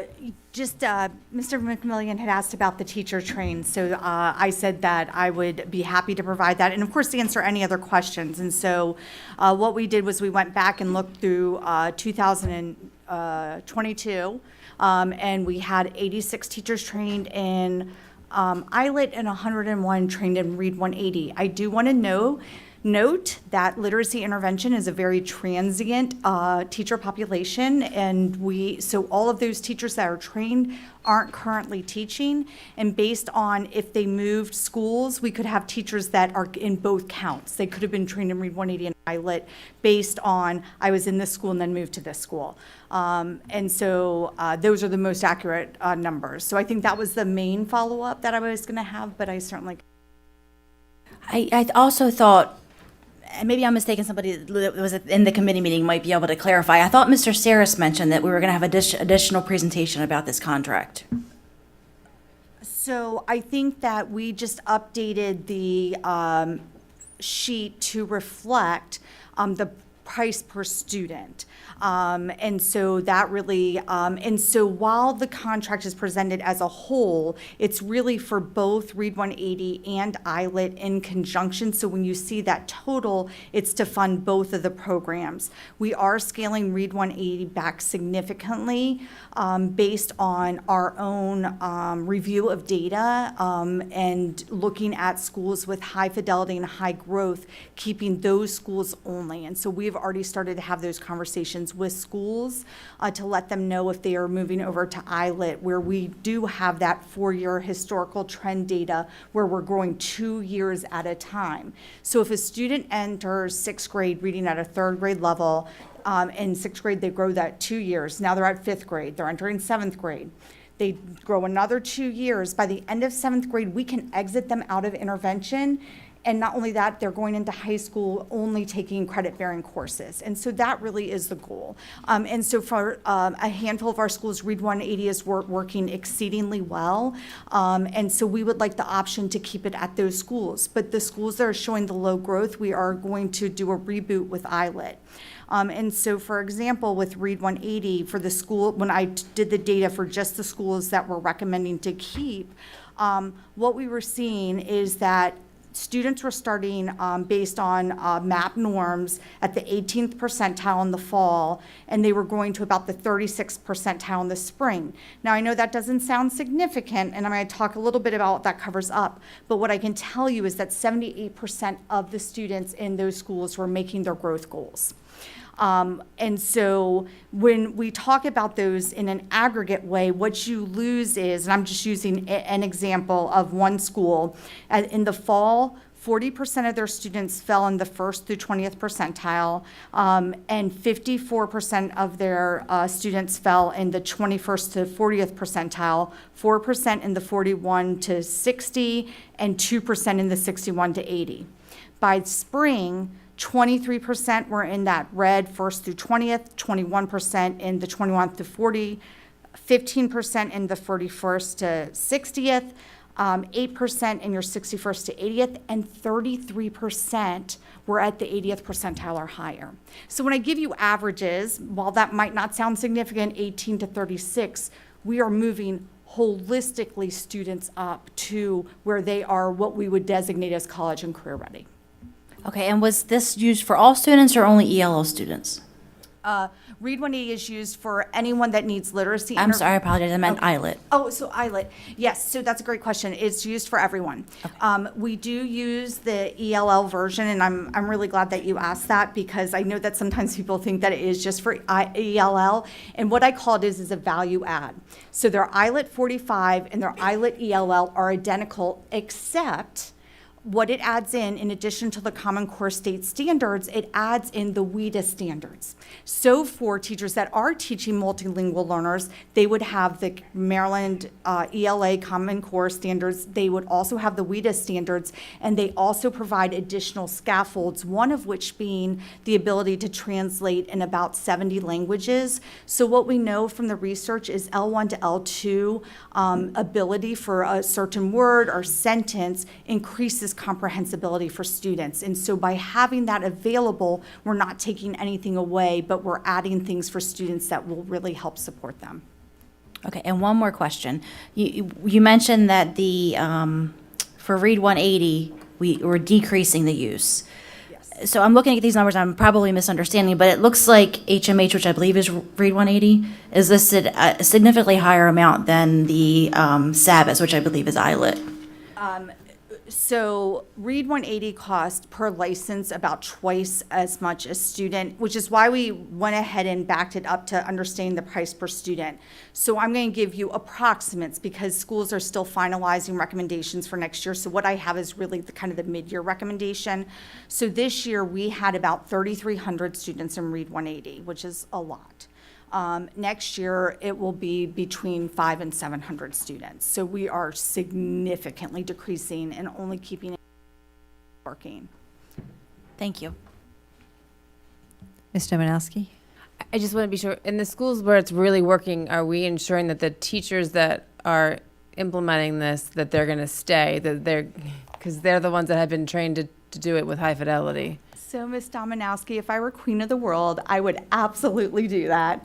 We make strong recommendations for that. And we have also created a leadership cadre to really honor those teacher leaders that are doing really well. And so by doing that, we're hoping that elevating that teacher leadership will also allow them to stay in that position within their schools. But I don't have direct control over staffing, but I certainly meet with the principals and the EDs. We have conversations and we talk holistically about what makes sense. And so I do know that one of the teachers that we have really tapped as one of our teacher leaders will be continuing next year. I can't say for sure 100% will, but that is always our strong recommendation when we see that growth. I think that's where my biggest concern lies in with this, is that we're making an adjustment to keep this for those students because it's working so well in there, because those teachers are teaching it with fidelity. Yeah. And if that changes, are they still going to have the same results? And that's why I wanted to ask that question. Yeah, it's a really good question, and I certainly am willing to go back and talk to those principals of the schools that are keeping it, which I think that those schools are very excited that they are having the opportunity to keep it and just see what the plans are. Now, that's assuming they're staying at that school, but within that school, to see if we can really make sure that we prioritize that staffing. Ms. Stoleski? Thank you. Just a follow-up question to Ms. Dominowski. So for those expert teachers, Yes. were any of those teachers accessed? So that would mean like they were... Yeah, as far as I know, they were not, because we talk to them a lot. And so at this point, we have not heard specifically any of those. And so right now we're in the process of doing what we call materials meetings, where we go and we kind of just make sure we have all the accurate information to place our order to make sure everything's in place for August. And usually at that time, if there's any staffing changes, they let us know, because we're going to offer a June training and an August training in an effort to hit our 100% of teachers trained before they walk in day one in the classroom. Okay, thank you. Ms. Booker-Dwyer? The 1.8 million, that's for the 300 to 500 students? Or is... Hold on, I have it right here. Let me pull it up. Do you mean the whole contract? There's George. Yes, so for the line item, that HMH Education Company digital license. Yeah, fiscal so impact. what we did was, and thank you for that, I do think that they are going to upload the way we broke it down differently. So the HMH Education Company digital licenses cost $109 per student per year. The student consumables is $30 per student per year. Then there's a freight cost for the shipping of the consumables. And then Savis cost $83 per student per year, but that decreases when we do the multi-year, bringing it down to almost $62 a student. And then we wanted to make sure that we buffered in money for schools. Some schools do buy the student libraries from the companies, and so that allows them to do that. I got it. Thank you. Sorry. Thank you. Sorry, Dr. Rogers, you could have cut me off a lot. I know, and I'm like, and we also have, sorry about that. But I was thorough, so there's that. Were. Ms. Booker-Dwyer, did you get your answer? No, Okay. well, yes, I got my answer. I got my answer. Well, I don't have a follow-up at this time. Give me a second chance. You don't have no follow-up. Mr. McMillian. Woo. Dr. Kraft, what happens to the child that's at a school that's doing Read 180 and they're not having success with that? That is a great question. So we monitor, so there's a couple, I'm going to answer it in multi-parts. So first of all, we do 3 data meetings a year. So we do a beginning of the year, after the beginning of the year testing to make sure students were placed in the correct places. Then at mid-year, we do another data meeting, and if we notice students that are not making progress, we discuss lots of things, one of which could be, do we need to change interventions? Our goal is not to have a student go through an entire year of a program where they're not making progress. And so we look and say, do we need to do a more intensive tier? Were they in the right placement? Were they in comprehension, but they needed decoding? And so those are the questions we have. And we meet with every single school in this kind of one-on-one setting. So I have my instructional specialist member, me, or Ms. Wicks, or Ms. Goisevich are in that meeting with the principal or AP and their reading teacher. And we go through the data down to the student level. Ms. Dominowski. I'm sorry, That's just okay. a quick follow-up. So I'm looking at this, it's 109 per student for the Read 180 and 83 per student for the Savas, and you said it goes down after a multi-year deal. Yes. So that doesn't, I don't understand how that breaks down to 1.8 million for spending authority for the Read 180 and then 750,000 for Savas. So we prepared these exhibits before we had all the data. And so when we originally put these in, we hadn't planned to move so many Read 180 data, Read 180 schools over. When we did we had the spring map testing, which is what we didn't have when we did, that's the data I was using with you all tonight, when we prepared this, which is why we had asked for that special exhibit to just break it down by license. So originally, remember when I said we had 3,300 students in Read 180, that's really where a lot of that number came from. Now, what I would say is, we still are requesting, so now we have to take that money and put it into the Savas, because now we're just adjusting numbers, right? So all those schools, which is between, I think, 15 and 17 schools we're moving from Read 180 to ILET, they now have to have ILET licenses. So we're just moving things around. And really until the final recommendations are in, we don't have a count. So what we were doing was estimates based on the mid-year recommendations and looking at the mid-year data.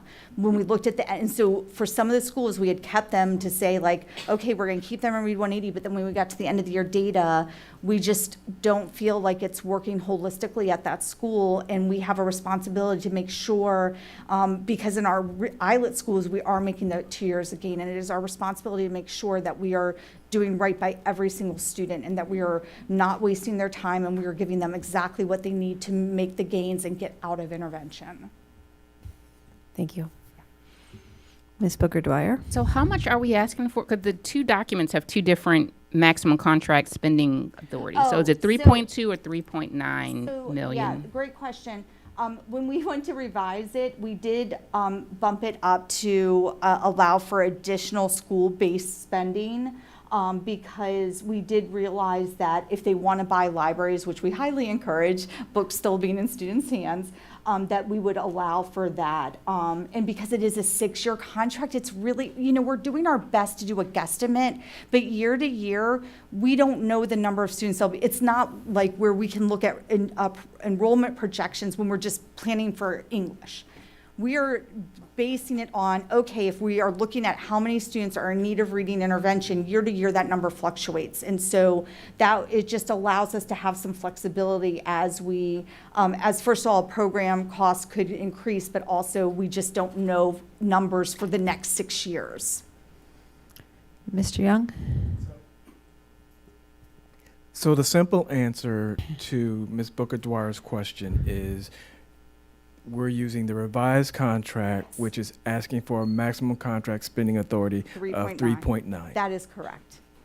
But I did want to yes, that's the bottom line, Right. but I did want to explain why we buffered it a little bit for school spending. Right, and we understand that things change and that, prices and consumables, all that factor in and change. And trust me when I say we do not want to put any additional students in reading intervention that don't need to be there. In fact, one of the things we've worked really hard on is to have an exit plan even at mid-year, so that when students, if they hit their goal by that mid-year, that they can exit out. So our goal is to always, and I always say, let's work ourselves out of a job, right? Like they don't need reading intervention anymore.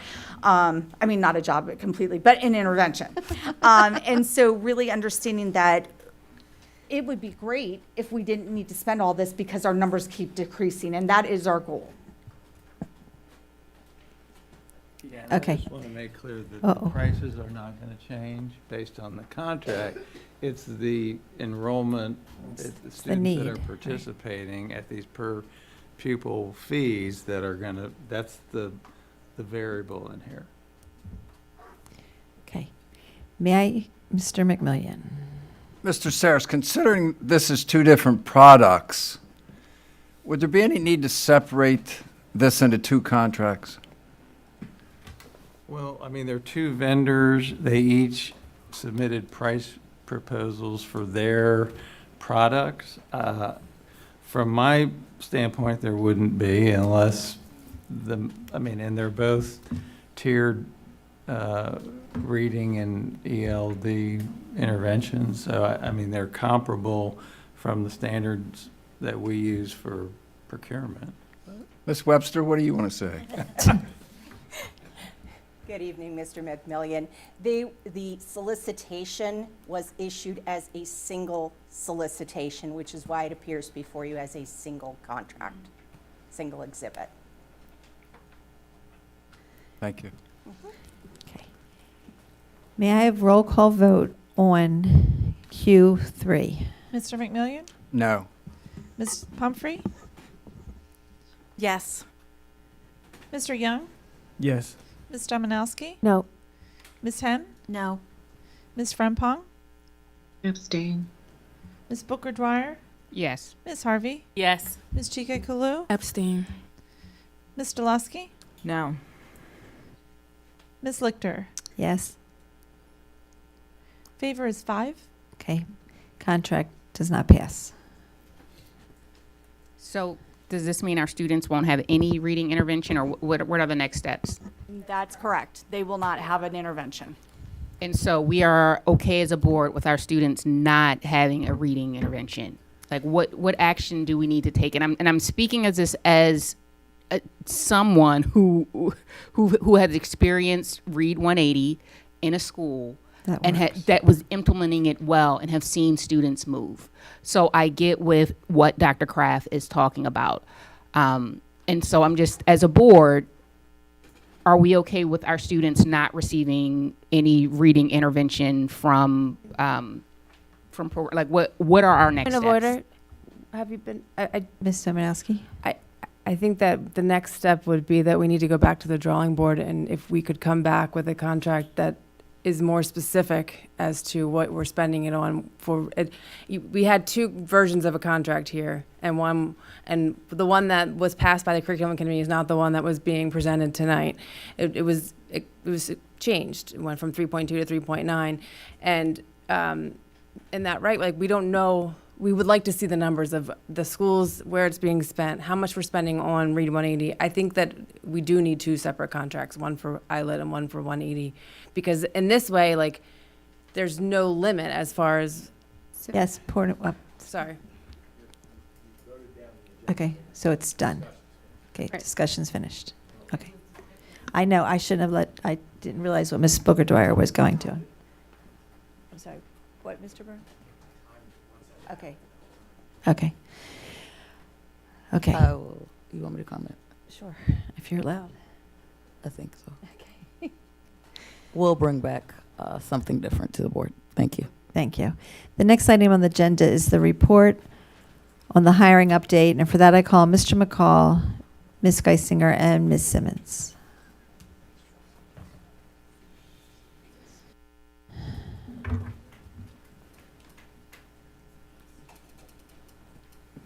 Good evening. Thanks for hanging around. All right. Good evening. Board Chair Lichter, Vice Chair Harvey, Superintendent Dr. Rogers, and members of the board. Tonight we want to bring to you a hiring update, and of course I have with me Ms. Ann Geisinger, the Manager of Staffing. Tonight Ann will be talking about the Oracle HR Recruitment Cloud System, specifically about the application as well as the onboarding process. In addition to that, she'll be talking a little bit more about our recruitment events and those things that we've done to build our pools for the 25-26 school year. And then I also have with me Ms. Carla Simons, who is the Manager of Educators, I was going to say certificate, but licensed office. And of course, Carla will be talking with us about the Grow Our Own program and those things that we're actually doing with our partnerships through colleges and universities here within the area to actually help those who are conditionally certified to be or licensed to become professionally licensed educators in the system. So without further ado, I'd like to turn it over to Ms. Ann Geisinger. Good evening. Good evening. Oh, click.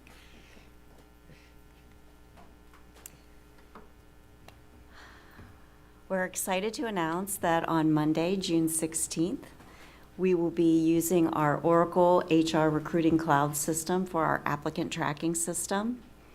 We put a lot of work into this. It's a very robust system that offers a lot of options for us to continue to recruit and hire staff that are effective for our schools, our offices, and other areas of the county. With that, on the 14th, our applicants will actually be able to begin to apply. So we'll start using it on Monday. The applicants can actually apply via the BCPS website at the jobs, careers click to apply to jobs. And our team has been working this week in building the system and getting our postings up and ready. And soon we will be doing training with our principals and other staff out in the offices to do our hiring. One exciting thing I just want to point out about it is our applicants will start in the system and run the full life cycle to get their paycheck in one system. Oracle isn't the only thing we've been working on in the staffing office. We've also been doing recruitment events. This year, between both in-person and virtual events, we did 66 events that were by us or off-site. Our big event this year, which attracted over 800 attendees, was the second week of March. We had 3 events, and they were spread throughout the county in different geographic locations. The date that we created this presentation, we had just 150 vacancies, but actually as of today, we're down to 135. And we will continue to do some of the items that you see listed here on the slide to continue to find that quality staff for our students. And with that, I will turn it over to Carla. Thanks. Good evening. Thank you. So collaborations with our local colleges and universities now sit in the office of educator licensure. This upcoming school year, we are pleased to offer several cohorts that reflect our recruitment and staffing efforts. Those cohorts include teacher educator preparation programs for conditional teachers, and those teachers interested in achieving national board certification. Institutions that are not approved cohorts, they may share their programs with us, and we post that to our employees. Employees that wish to enroll in these programs may request tuition reimbursement. Through the Teacher Quality and Diversity Program, the Maryland Higher Education Commission approved $1 million to fund 11 Maryland institutions to support them with building initiatives to help train our federal workers who were displaced, as well as conditional teachers. So the grant emphasizes a special emphasis on training and ensuring these individuals receive licensure. 5 of these local districts reached out to the Division of HR as a level of support, and we answered that call. And you see them posted here on the slide. They will be working with us to design pathways to teacher licensure and address critical shortage needs. Overall, these partnerships support the efforts for our blueprint for Maryland's future pillar, highly qualified and diverse teacher leaders.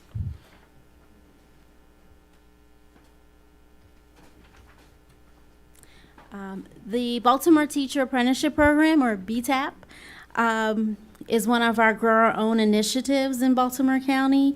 It creates a pipeline to create high-quality teachers in our county. Again, this is another initiative under Blueprint Pillar 2.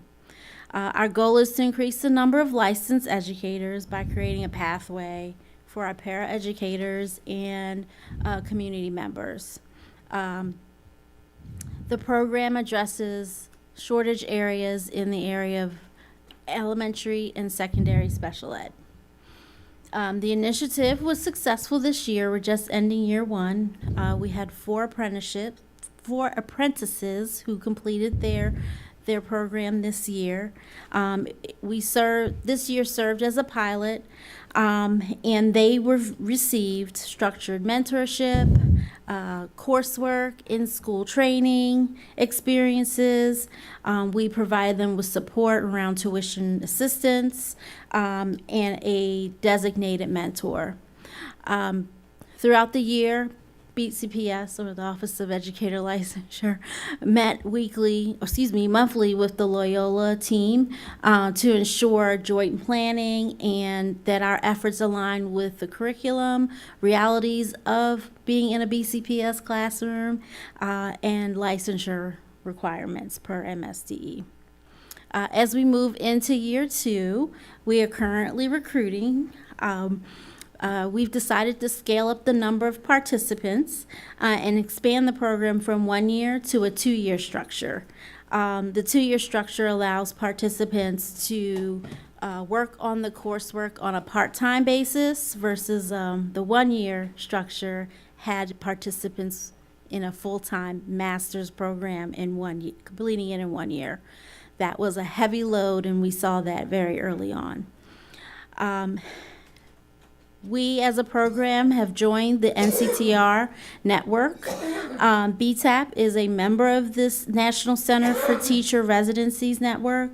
It is a partnership that allows us to participate in professional learning, receive technical program assistance, and access to national best practices for implementing a teacher residency or apprenticeship. With the membership, it opens up to the opportunity to apply for the NCTR Boundless Educator Initiative grant. This grant is awarded annually to residencies or apprenticeship programs in the network, and the money would go directly to the participants in the program. So it can include tuition assistance, assessment fees, increased support. And one of the initiatives in this grant would be to train the mentors assigned to the apprentices. We are waiting on notification for this application, so please send well wishes. Thank you. And of course, that concludes the presentation. Any questions? Thank you. Board members, do you have any questions? Mr. McMillian? Who knows how many high schools have the teacher education programs? You would know that, would you? Mr. McMillian, we can get that information. I don't know off the top of my head. I'm just curious, have we looked at that? Have we tapped into that at all? Because some of those are pretty extensive, I think. You know, we might be able to get some para-educators out of that, or we probably are. But maybe even a couple teachers out of those programs. I would agree with you on that. As a matter of fact, in the past, we've actually had the scholarship program that we've also had with our, I think you probably, to what you're referring to, we've had that in the past, and of course, we're looking to continue that, because if we don't start, early on, to get a lot of those individuals who are currently in the system to come back into teaching, then of course that puts us at a deficit, because other systems are doing it as well. So I think that's something that we could certainly continue to do and continue to recruit from. Thank you. Any other questions? Okay, thank you very much for that presentation. Thank you. You're welcome. All right. The next item on the agenda is the report on academic achievement, high quality instruction, professional development update. And for that, I call on Dr. Jones, Mr. Jamal, Dr. Berquist, and Ms. Domino. Dr. Jones will sit this out. Oh, Dr. Jones is sitting this one out. Okay, minus Dr. Jones. Good evening, everyone. Thank you for your patience tonight. Good evening, Dr. Rogers, Board Chair Lichter, Vice Chair Harvey, and esteemed members of the Board of Education. Tonight, we are going to speak about our focus on professional learning that supports high-quality instruction. So we'd like to speak to you a bit about where we've been, where we are now, and where we're going. So when we began this journey, we thought about what our system data tells us related to instruction, and we realized that we had not had any systemic training on instructional expectations across all of our leadership groups in many years. And that is definitely something that contributes to what our data tells us about student performance. So we did a significant amount of research looking at texts that can help us solidify a common language around beliefs and expectations, high-quality instruction, the ability to design learning environments, the ability to plan instruction, and the skillful teacher text rose to the top.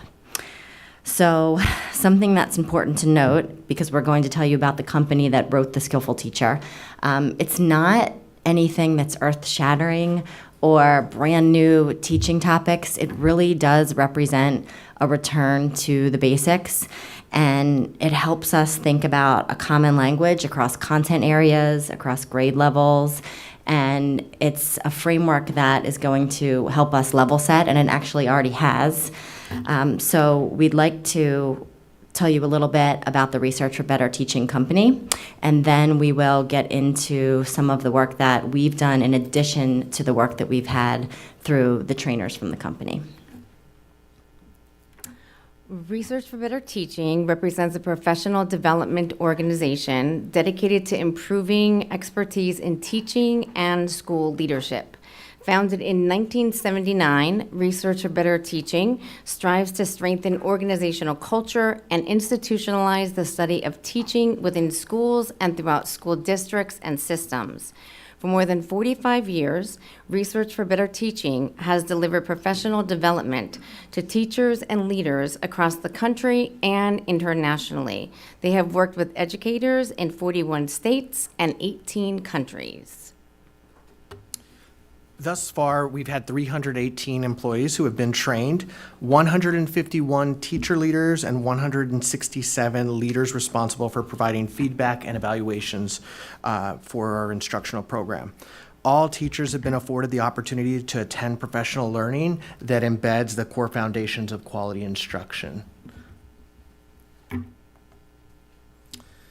when we think about the learning, we've been excited with the way that our principals and our school leaders have taken the learning back to their buildings and what we've been able to see come out of that learning. So we have a brief video where two of our school leaders are sharing on some of their experiences and takeaways.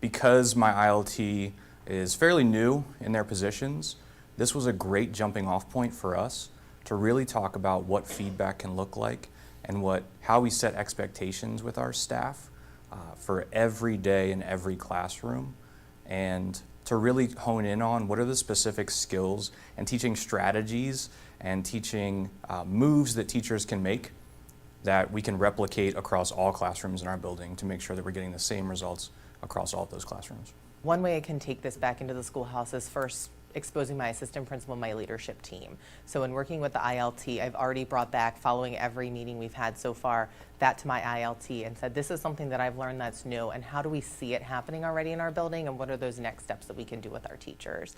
Even speaking as low as the objectives and what we see written on the board and how we write the objectives. Are they meeting the needs of the student learning, and are the teachers really having that great understanding? So it's allowed us to step back, really evaluate kind of where we're at as a school and where we're at as individual teachers, and then my instructional leadership.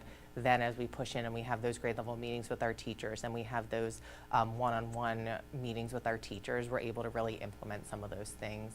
Also that long range planning component, planning forward into the next school year, because where we're at in this year, how are we going to leverage some of these components and build them into our professional learning for teachers and just into our planning stages.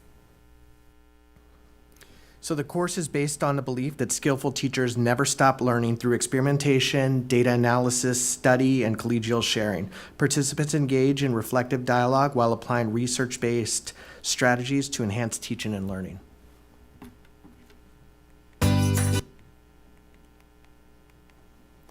So the courses that the administrators took were taught by the folks from the Skillful Teacher Company Research for Better Teaching.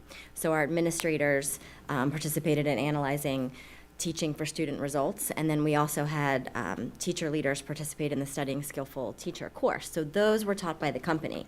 Something that we're very excited about is that we were also able to, for the very first time, give the opportunity to train every single teacher and paraeducator in BCPS on the core components that are part of the Skillful Teacher framework.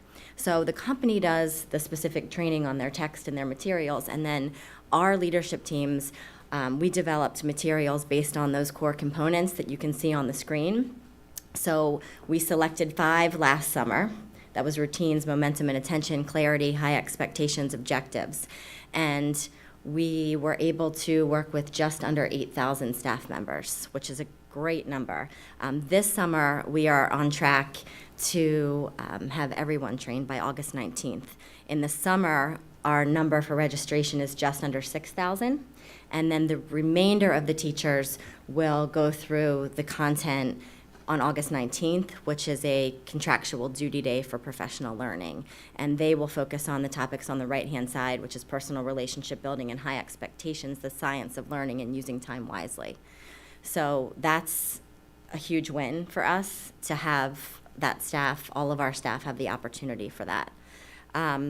We also have been working to monitor the implementation, like what's going on, what are we seeing? And the chart on the left-hand side, that is evidence from our executive directors of what they saw when they went on their classroom walkthroughs based on the content that we taught last year. And then we are developing a walkthrough tool that is going to be used next year as well for the topics that we're teaching this summer. During this upcoming school year, 28 learning sites will be piloting an evaluation tool that is aligned to Research for Better Teaching. This pilot will allow input from teachers and administrators in preparation to adopt a new evaluation system during the subsequent school year pending approval from MSDE. Research for Better Teaching company representatives will participate in an evaluation steering committee.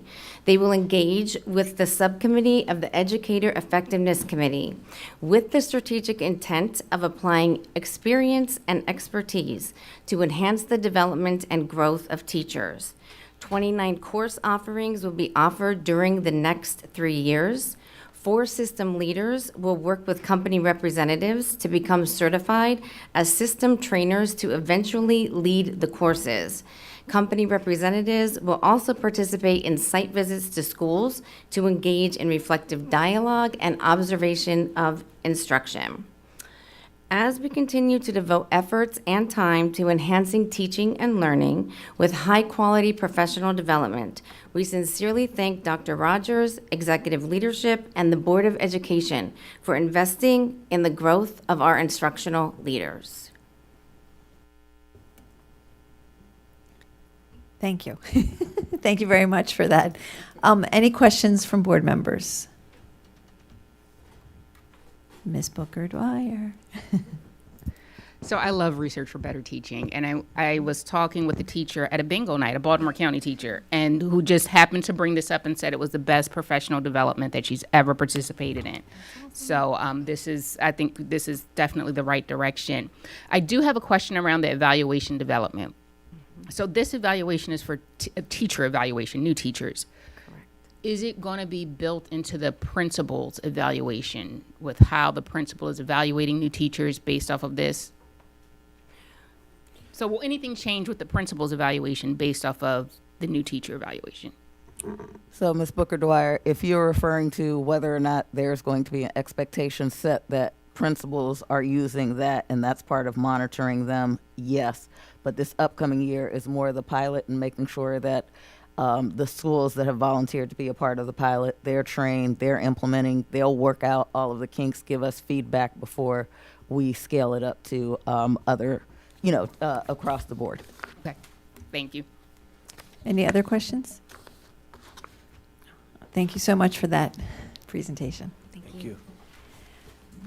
The next item on the agenda is information, which includes the 2025 Climate Survey System Report, Annual Report on the Education Foundation, and the Southeast Area Advisory Council meeting minutes of April 28th and May 19th. Based on a request from board members, the 2025 Climate Survey System Report will also come back as an agenda item in a future meeting.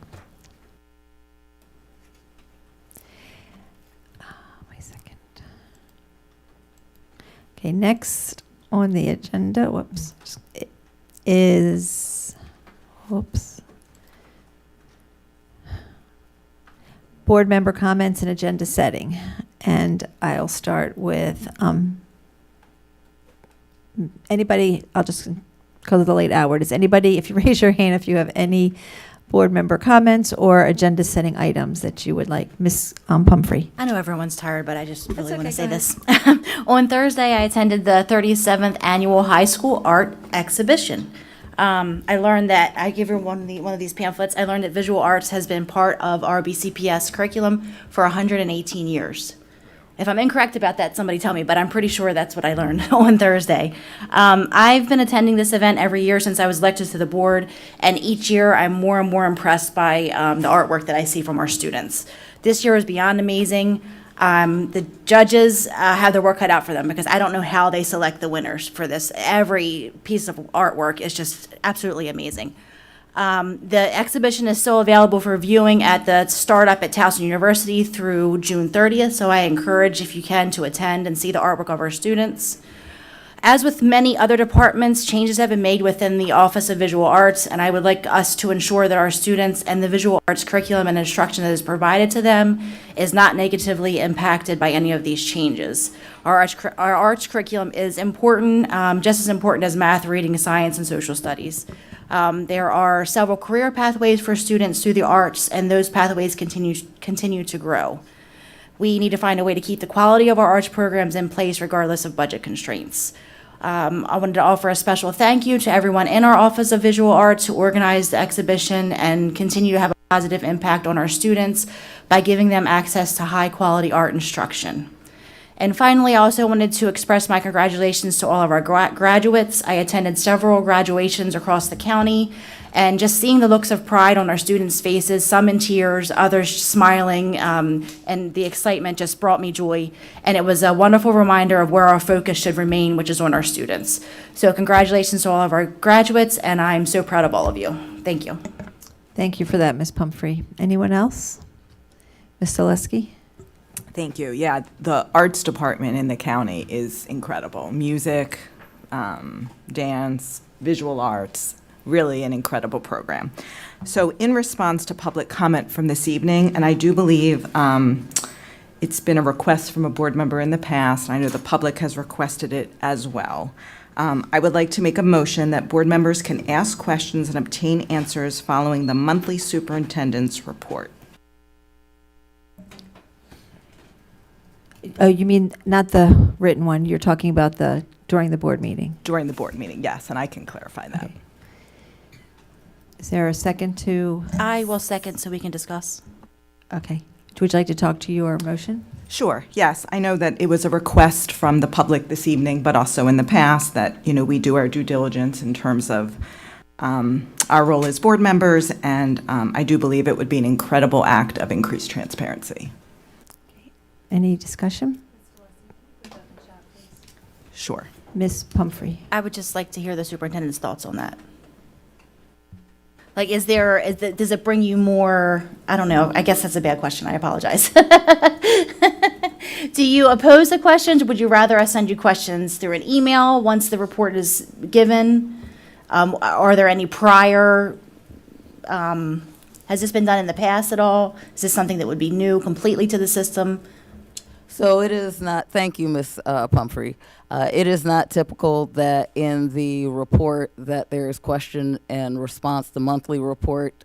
Typically, the superintendent, board chair, and student member of the board provide an update. I have in the past, depending on the content, departed from past practice and announced that I would open it up to questions, depending on what that content is. More so, if there's a topic of discussion, we're happy to consider that for addition to the agenda and provide it as a traditional report and then engage in the normal discussion.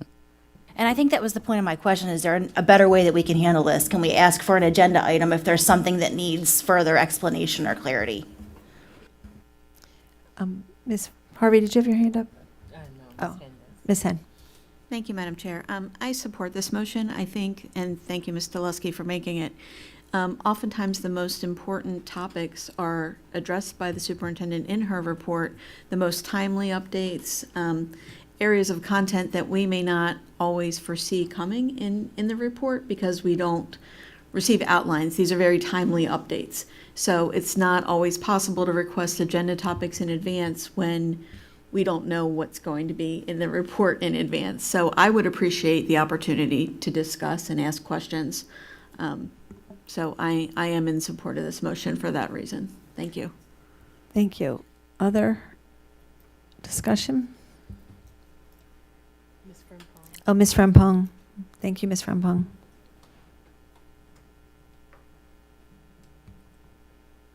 Ms. Frempong? I had put my hand down once this had started. I actually wanted to make comments on something else, so that's why my hand went back down. I do have something, but it's okay. To stay on topic. It's for something else. So I'm putting my hand back down. Okay. Thank you. I'll come back afterwards. Any further discussion on Ms. Delusky's motion? Ms. Harvey.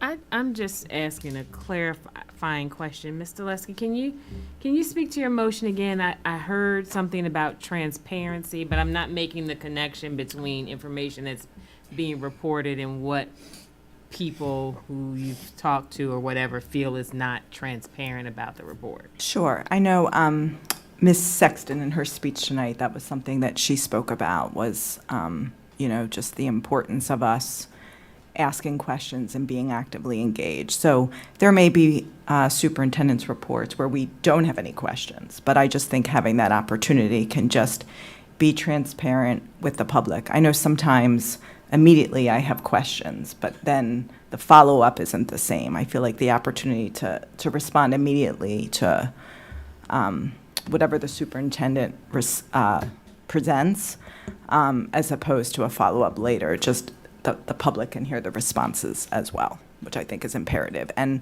the call is always for increased transparency. I do believe this is a very reasonable and natural way to be more transparent. Thank you. Ms. Pumphrey, my concern is, although I understand the point about transparency and asking questions, and questions may arise, my concern is that we have an agenda to keep the meeting running smoothly. And depending on what the superintendent's report is composed of at each meeting, it could really take us completely off of agenda.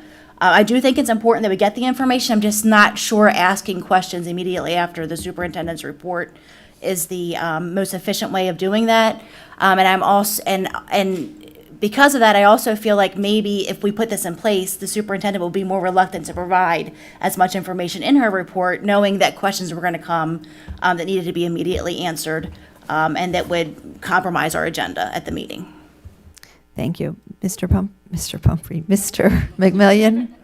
Okay, I'm sorry, Ms. Hand. Thank you. I appreciate Board Member Pumphrey asking about alternatives to this option, and thank you for your thoughtful question to Dr. Rogers on that, because again, I appreciate not wanting to put the superintendent in the hot seat and asking questions in an ad hoc fashion. That's a very difficult position to be in. However, sometimes when we do ask questions by email, our public doesn't have the advantage of getting that information, and it's not easily shared, or sometimes if it's shared third hand or by board members, it's not the same as hearing it directly from the superintendent, which is of course our preference, right? We prefer that it be shared directly by you, Dr. Rogers, and so that the public hears it, we're hearing it at the same time. If we have clarifying questions, as Mrs. Stolowski said, we can ask them when they're fresh on everyone's minds, and we all receive the information at the same time. So I think it is the most efficient and most truthful, if I know we're talking about transparency, but most accurate way of getting the information to our public also. And we've talked a lot on this board about misinformation being out there. And I think in order to avoid that, this is one way to avoid misinformation being put out there, is by having the superintendent address these things immediately when she's prepared to do so. She's already presenting on those topics. And if we make sure that our questions are very focused to the material at hand, then I think we can stick to any time constraints and be timed, by Mr. Burns or whatever Madam Chair deems reasonable. Then we can limit our discussion to that. So, thank you. Go ahead, Mr. McMillian. By law, we have one employee. That's Dr. Rogers, the superintendent. So I think this is a great idea. And I've told her today, I've seen her dozens of times speak in front of people, in front of groups, and I think she does an excellent job. I'm confident she can handle our questions. Thank you. Thank you. Ms. Stolowski? Yes, and just one final comment, perhaps, and I'm happy to amend the motion, we put some kind of limit, maybe instead of the 3-minute time, each board member has 1 minute, or, we allocate a total of 10 minutes. Oh, okay, sorry. Instead of 2 minutes, we each have 1 minute, or we allocate a total of 10 minutes. So certainly a time constraint is certainly reasonable. Mr. Young? I think we can put a better process in place where the superintendent is not necessarily put on the spot, but yet the information is still received. Similar to like what we do during the budget, where we submit questions, they're answered, but they are also posted.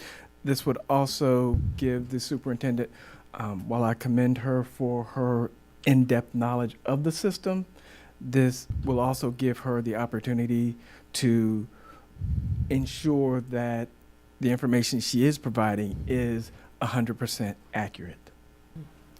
Thank you. Ms. Harvey?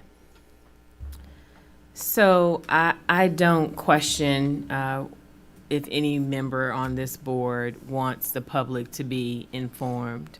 I think when we talk about transparency in particular, we need to be careful that we're providing information and that we're providing it accurately and in context. And I think, asking questions is completely within our sphere of responsibility. But I do think the superintendent should have the opportunity to consider the answers to those questions, consult her staff. She does not run BCPS by herself. And that those responses should come to us and to the public in good and decent order. And so I am not in favor of an ad hoc question-answer session from the superintendent's report. Well, I also agree with the intent. I do realize that while she appears to be able to speak all of this information off the top of her head, I realize the amount of preparation that goes into her board reports and goes into any public setting where she is. It sounds as if she's speaking just freely, but it is hours and hours, and I don't want to speak for you, but I've watched you work, and I know that it is many hours of preparation. So I agree with that we should follow up in some way, and there's other processes to Mr. Young's comments, but I am reluctant to put her on the spot without enough preparation and research, which is the way she works to put things together. Ms. Domanowski? This might be to Ms. Zalewski's motion, but we can only ask questions about what was in the superintendent's report, correct? That would be the intent, right? That would be the intent of this. Is just we can't go off topic. It could only be what was discussed in the superintendent's report. Correct. If we can do that, sometimes we tend to. Yes, and it is with the Well, under. I think that would be, no, it's okay. I think that would be that we would have to rein it in. We couldn't ask questions that were off topic, that were off the report. I mean, just like any other. But I think that it's, and if you would assume that, I mean, I know that that you've done all the research and then what you put in front of us, and just to be able to ask clarifying questions specifically about what's in your report, that's it, would be good. But that would just be my suggestion. Okay. Oh, we got lots of them. Mr. Young, and then we'll come back around. I mean, that, to Ms. Dominowski's statement, that sounds good in theory, but we do have the tendency at times to fall down the rabbit hole and ask that one question that we feel is related to the information that was given us, but takes us through a whole nother path. Ms. Pumphrey? Two quick things. First, I'm not sure if any of our legal team has any information regarding LEAs that may or may not do this and what that looks like. And my second comment would be if depending on how the vote goes tonight, I would like to see this in the future as a discussion regarding another way to get this information if it's not, if it's not asked directly after the superintendent's report. Okay, Mr. McMillian? In regards to staying on topic, I think that's the chair's responsibility. If a question is off target, I'm sorry, that question's off target. Secondly, and like I said to you in the dining room, I think you do an excellent job of this, and I'm not putting you out there, to expose you in any way. But if you stop and think about it, all the different conversations we've had about budget, you answer those. You have support out there, but you don't seem to need it. And what's wrong with if you need support, to ask support to help you with that question? I don't see a problem with that. I just think it's a great way to get information out there to our people and our listening and our viewing public. Thank you. Ms. Dulesky? Yeah, and just one thing to add on to that. When we have presentations and there's a question, they sometimes say we'll follow up by email or we'll follow up in writing. So I think that's perfectly acceptable. You do a great job addressing questions. You certainly are more than capable, but I think it's also very reasonable that not all questions would be answered, for sure. Ms. Henn? What our public may or may not know is we're hearing the information for the first time as well as they are. So any questions that come up to them, chances are we're having the same questions come up. So it serves them, it serves us, and if we don't ask them, they're going to be asking us those same questions. And I would rather them hear from Dr. Rogers directly than be asked the question and get the wrong answer, right? And try to interpret what I've heard. Again, I'm hearing it for the first time. We don't get the presentations in advance. We don't have the opportunity to have one-on-ones. We're hearing it for the first time as our public is. So I'm asked questions frequently after board meetings. I mean, our public is engaged with us. It's great, but I'm not capable of answering those questions based on the presentations we get when I'm just hearing it for the first time and can't ask clarifying questions. And rather than put the wrong information out there or try to serve my constituents by giving them answers that they seek, I would rather ask those questions directly myself and make sure that they're getting it from the source. Okay, thank you. Okay, Ms. Harvey? Just really quick, I just want to be clear. One, I agree with Ms. Pumphrey. This is not an either-or situation. This is not a situation where questions don't get asked immediately after a report that they don't get asked at all. There is no statute of limitations on the time frame from which a board member can ask a question. And I think that the superintendent has demonstrated her willingness and her discipline around making sure that we have accurate information. And so I agree with Ms. Pumphrey that should we go another route from this motion, that we'd have a discussion about how we can continue to ask the superintendent questions and how those responses would be disseminated not only to the board, but to the public. Ms. Booker-Dwyer. And I just want to make sure that there's accurate information out there, because whenever we ask the superintendent a question, we get a response. We can request a one-on-one at any time and it has never been denied. The content that's in that board report oftentimes is discussed in other meetings or it's leading up to it. So this idea that this is the superintendent's report is just coming out of nowhere is an inaccurate, it's inaccurate. And so I just want to make sure that that is clear and on the record. And I do agree with Ms. Pumphrey and Ms. Harvey and Mr. Young. Like, let's do this in a thoughtful way. And if this is something that we want to do, then let's do it in a thoughtful way.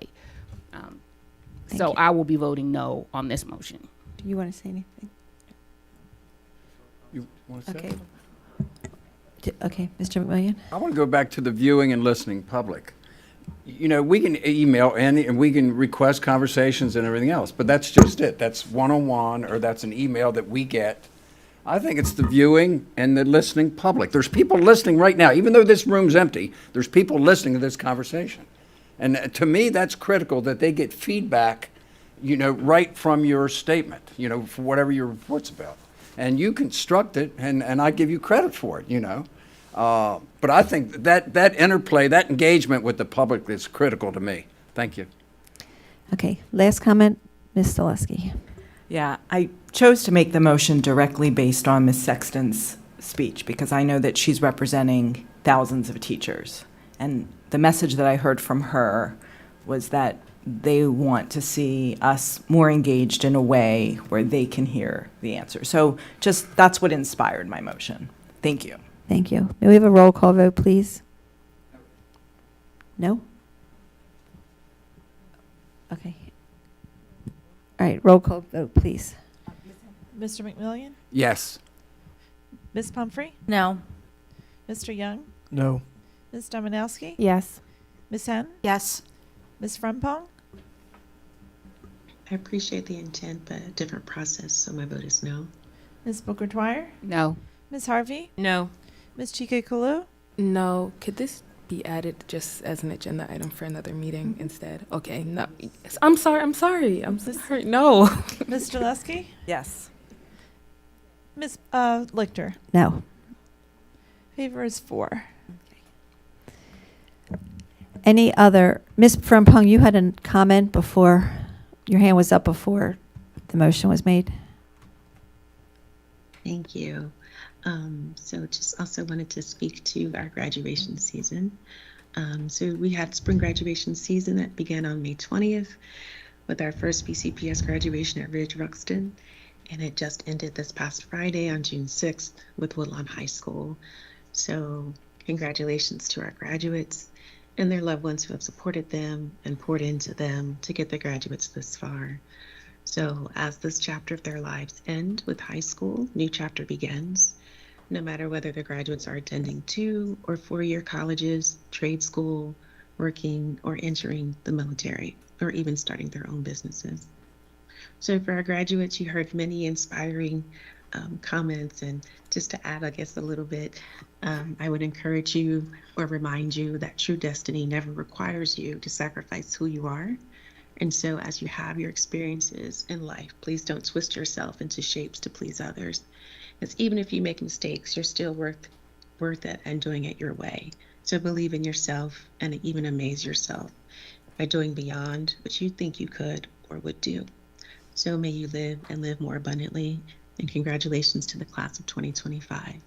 Look forward to seeing the summer graduates in August. Thank you. Thank you for that, Ms. Frempong. Any other last comments? Ms. Zaleski. Yeah, I'm sorry. I No, do it's have okay. one other quick thing, but I know we don't meet again for a month. So I also want to make a motion that we discuss the censure of Ms. Dominowski. To discuss the censure right now? Okay. Is there a second? Second that. Okay. And you want to talk to your motion? Yes, please. So I've done a lot of research, and nationally, there has never been a censure of a board member for the reasons cited. I look at this board. There are times we're passionate. I know Mr. McMillian, he kind of jokes that he's animated. And I just feel in the public eye, respectfully, the optics look terrible. and I believe that she has conducted herself with grace and with 100% diligence to the school system. And, if anybody is willing to share, I really would like to better understand the reasons for either your holdout to revoke the censure or for your support for revoking the censure. Again, respectfully, I really think that this looks, unfortunately, very poor on our part in the public eye. Thank you. Thank you. Point of order. Being that this matter is currently has just legal advice, is this something we should be discussing right now, considering the status of where this where we are in the process? Ms. Booker-Dwyer, I think if you were asking if we should discuss some sort of strategy related to the case, I would say no. It was at a meeting not that long ago, maybe the last meeting, if I'm recalling correctly, while the case was pending, that a motion was made on the topic. And nobody had a point of order at that point in time. And I don't, this part of your meeting seems to be about offering comments about recent activities and things that are going on in the school system.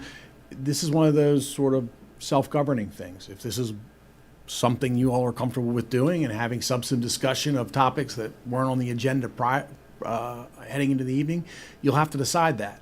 It does seem different than what you normally talk about when you talk at this point of your meeting. But beyond that, I can't point to a law or rule that says that that's an inappropriate comment. Mr. McMillian? I think it's a great idea.